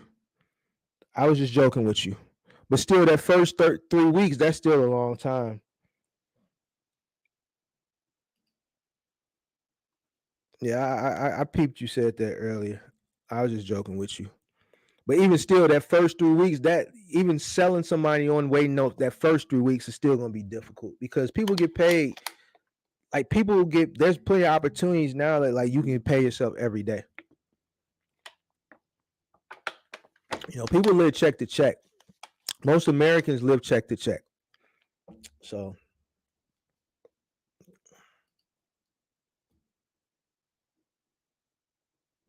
you know, well, yeah, you're a woman, so you know they probably, you probably got, you know, like me being a guy trying to tell somebody, yo, you got to hold off these first 3 weeks, man. They ain't probably ain't gonna go. Back when I was doing bi-weekly, that was tough, which is why I had to start going to weekly. In some cases, people would come to you for work, like even like since the pandemic, like last year I was really on a like real hard hiring binge, really trying to find people to work to the point where I was getting stressed out before I just said to hell with it. I remember people, saying, man, no, I got to get paid every day. Like people will approach you, in an interview and tell you they want to get paid every day, because if they came from Amazon or they came from one of these companies that allows them to cash out for 1%, where they can put their debit card in and cash out for 50 cents or 1% or whatever it is these companies are doing, they're accustomed to it. Whether it's a company or a gig app, they're accustomed to seeing their money every day. Especially this younger generation, like they like a lot has changed. A lot has changed. You know, a lot has changed in the past 5 years. Like now, like I was telling somebody the other day, like a typical work week is not Monday through Friday anymore. 5 days. A typical work week for most people now is 4 days. People work 4 10-hour days now and have 3 days off. People have 3 days off now. They work 4 10-hour days and take 3 days off. Things are just changing now. Things are changing. North Carolina, Montana round trip, 4,400 miles, total 7K. Did they rip me off? North Carolina, Montana round trip, 4,400 miles.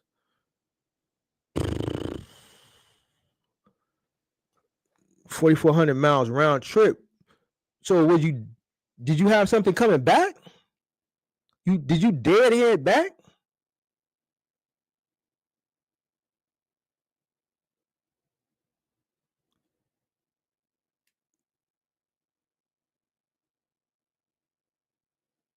This is right.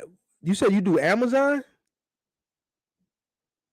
If you did Amazon, North Carolina, Montana.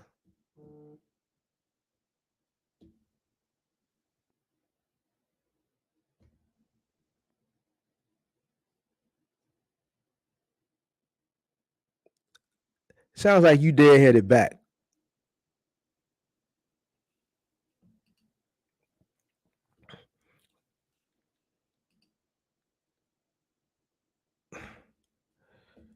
$3K one way, $4K back, 4,400 miles.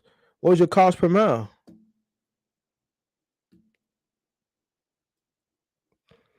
Looks like you came out okay to me. You own your truck? You renting your truck? How much you pay your driver? You said you made after the 7K, you said you made 2K, right? That's after all your costs, your fixed, your variable. Did you pay yourself? That's the question you didn't ask. Is that including paying yourself or did you not pay yourself?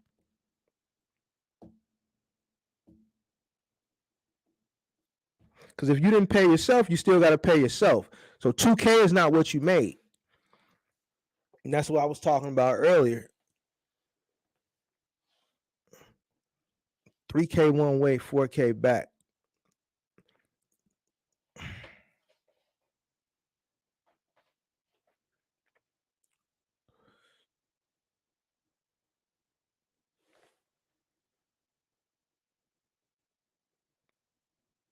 So you cost you 5K and you still didn't let me know what you made, or if you paid yourself out of that 5K,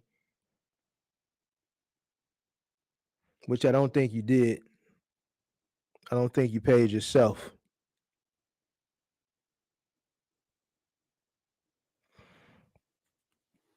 You gotta pay yourself, man. You gotta pay yourself, man. And this sounds like this is Amazon, you said, right? Oh, I'm the driver. Oh, well, $700 a week rent, $1,500 a month insurance. I guess you did okay. You still got to pay yourself though. This is for Amazon, right? You need to probably talk to Kirk with On Track Trucking and those partials. I think you could have made more money than that $7,000 running from North Carolina to Montana and back. I think you could have did better than $7,000. Yeah, I think you could have did better than 7. Me personally, I think you could have did better. It sounds like you went. Was this a? Did you fill your truck up with one stop each way, or was this running partials?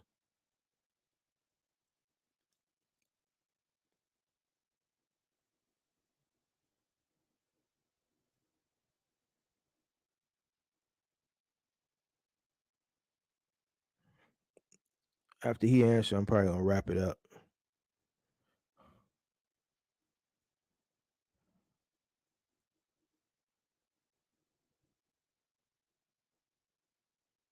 Oh, one pick, one drop. Yeah, you probably need to play the partial game. You probably could have came out better. Probably could have came out a lot better if you would have partialed it up.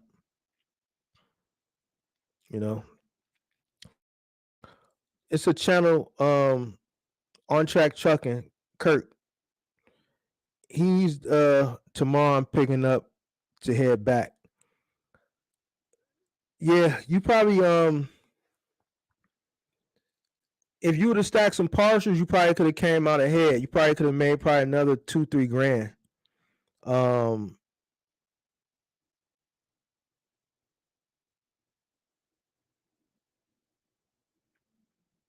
Because coming from North Carolina, going to Montana, you had to come through the Midwest.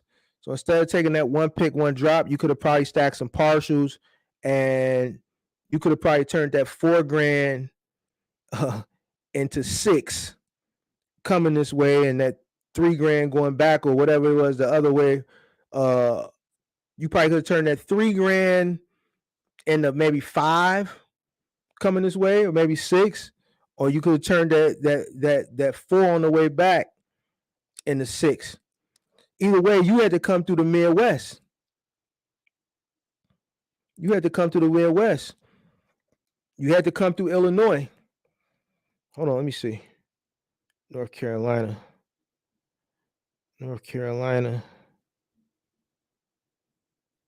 You need to get with Kurt. He specializes in all that partials, and I know he talks a lot about Montana, saying, "What the hell are you doing in Montana?" Hold on, let me see something. I'm just curious. North Carolina.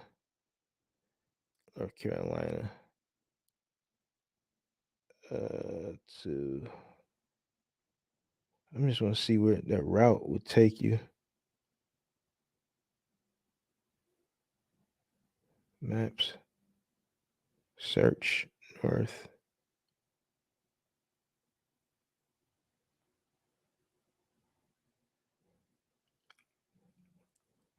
Carolina. Going to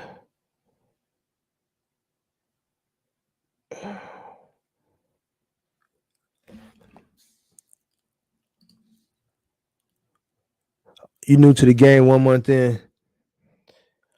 It's a channel called On Track Trucking. And as far as like that middle mile stacking partials, as far as YouTubers, I haven't seen anyone better than him. So I would check out his channel. He's on every Sunday at about 4 or 5 o'clock. As far as partials is concerned and middle mile, he's the best person on YouTube for it that I've seen thus far. So On Track Trucking is the channel, Kurt, and he's gonna give you all the sauce and secrets to that middle mile game. Now, when you're running that middle mile game, you want to stack partials. You don't want to do one pick, one drop. The name of the game now is partials. So like I said, that $7,000, you probably could have turned it into 10. You know, you drove through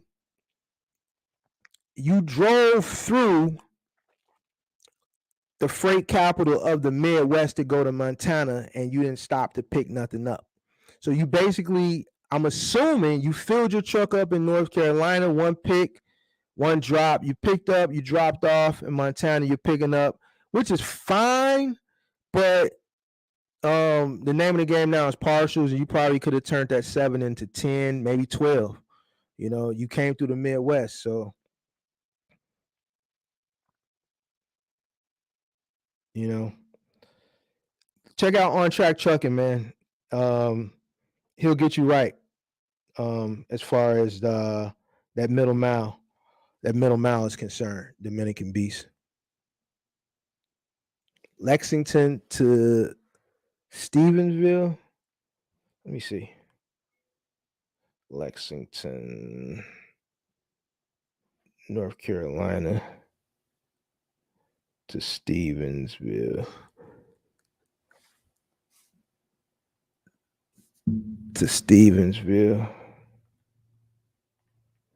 Stevensville, Montana. Shit.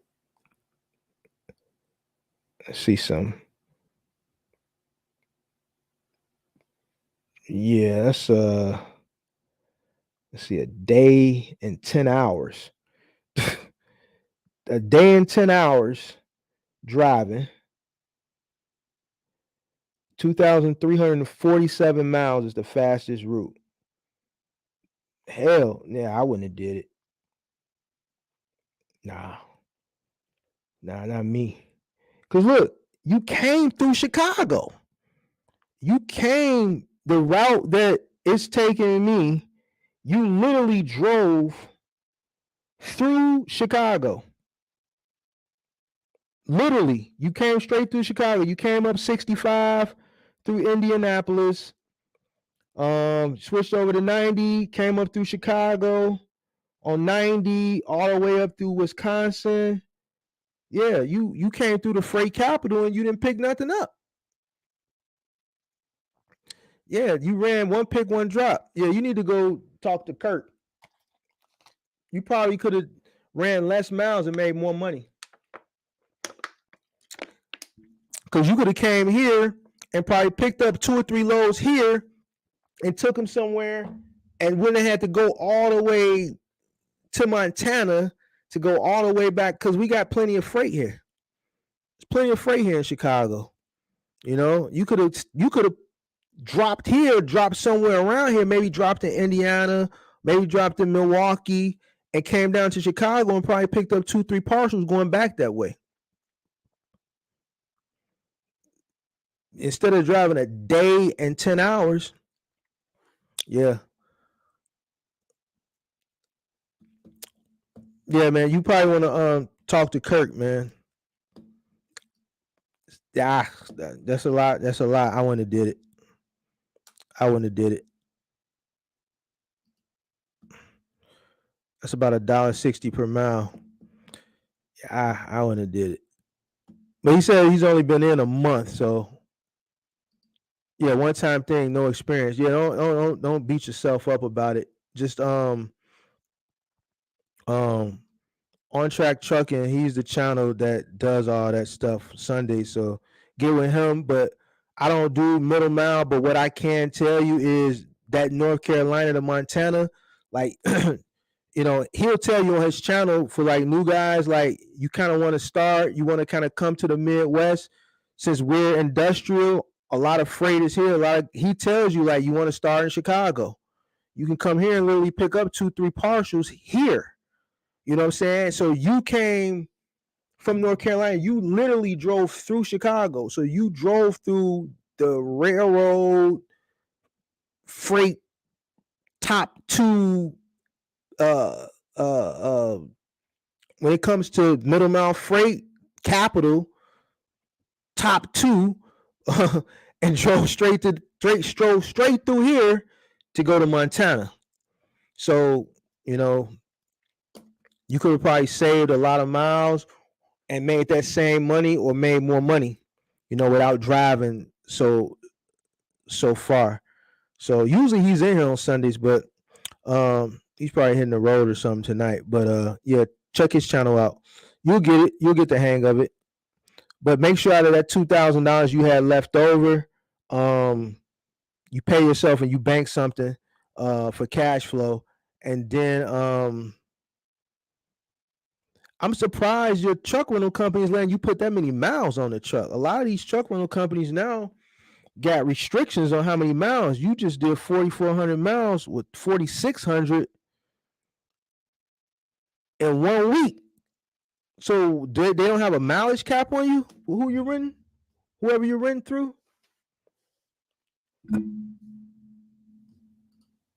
I admire people who actually drive. I'm the office person. Our company driving is tough. Then you have to deliver the product. Yeah, it is tough. That's why you got to pay the driver more for final mile because he doesn't get a break.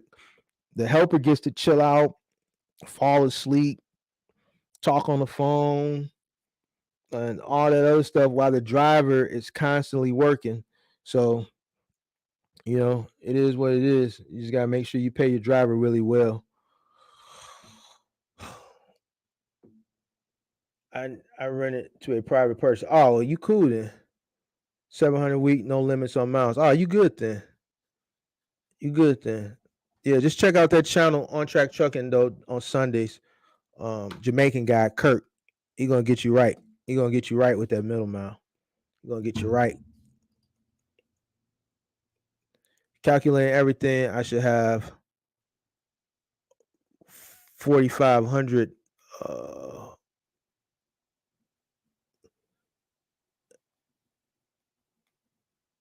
You said that's what it cost you to run that route? 4,500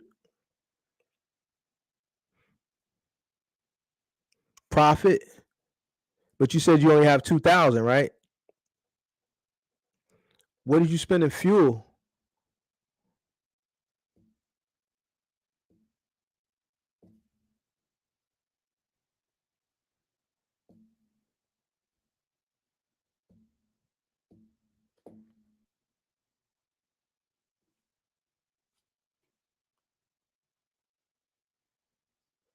$2,000 on fuel. All right, so if the route pays 7, you spent 2,000 on fuel. That's 5, right? Where are you getting 45 from? You still got to factor in. You got to factor in your truck rental. That was 7, right? You got to factor in for the week, right? You got to factor in your daily fixed cost for your insurance, right? You got to factor in your daily fixed cost for your ELD, right? You got to factor in your variable cost. I don't know if you slept in the truck or not, but I'm pretty sure you showered. So whatever your variable costs are, as far as your hotels, your showers, your food, anything cost that you accrued or occurred over the road, those would be your variable costs. So without me knowing exactly, just based off what you told me what you made and told me what you spent on fuel, your calculations is wrong. You should have less than 4,500. Because if you made 7, you spent 2,000 on fuel, that leaves 5. You already said your truck rental was 7 a week. All right. Plus all your other fixed and variable costs. Your $1,500 a month, right? And your insurance, you got to break that down by the day in a fixed cost format. And then you have to add in your variable costs. All that you got to factor in, man. You also had tolls. I'm looking at the routes you came. So you got tolls, like all that you got to factor in. All that. All that. So you made less than 45. Without me even factoring in your variable costs, just based off what you told me that you pay a week for the truck and the rental and the insurance, you it's less than 45.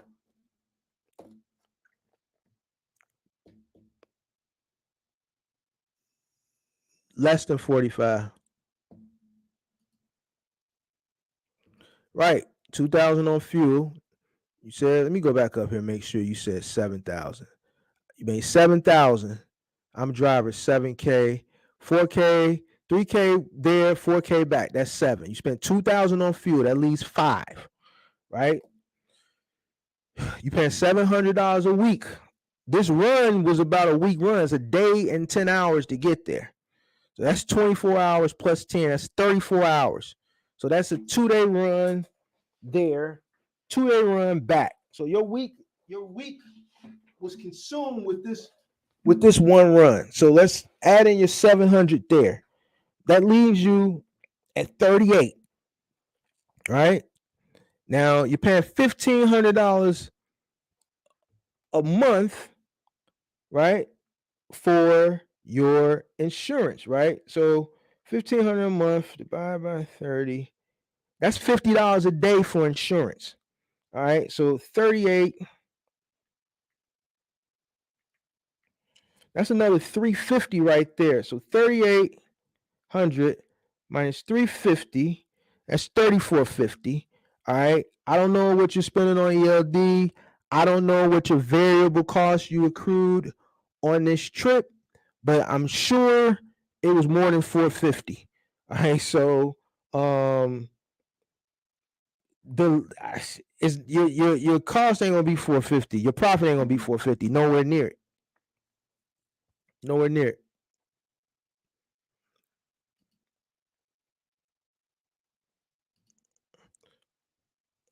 So yep, man, you gotta add all that, man. Anything that's coming out your pocket, you gotta add, man. You can't just say fuel and say, oh, 4,500. No, don't work like that. Wish it did, but it don't.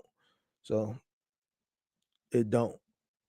But I'm gonna get up out of here, guys. It was fun. I'll be back Tuesday. I will be back Tuesday at midnight. From midnight on to 11:59 tomorrow. I'm doing the my Cyber Monday 50% off the entire site. I'll be back Tuesday.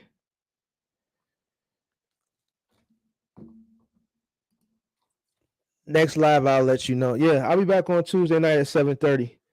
So let me know then. Make sure you got your whole breakdown for me now, because 4,500 ain't your profit. If the job pays 7 and you spent 2,000 on fuel, that leaves you 5. You got to add in your truck rental and everything else, so it's gonna be less than 45. So make sure you got the full breakdown for me. Come Tuesday.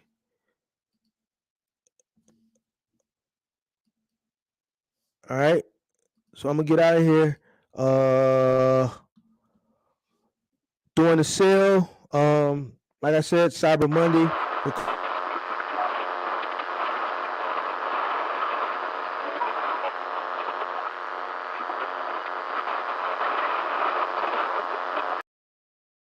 Coaching sale tomorrow starts at midnight. I'll be back Tuesday. Appreciate everybody for checking out. Hope everybody had a happy Thanksgiving. We'll be talking more final mile and box truck and stuff Tuesday.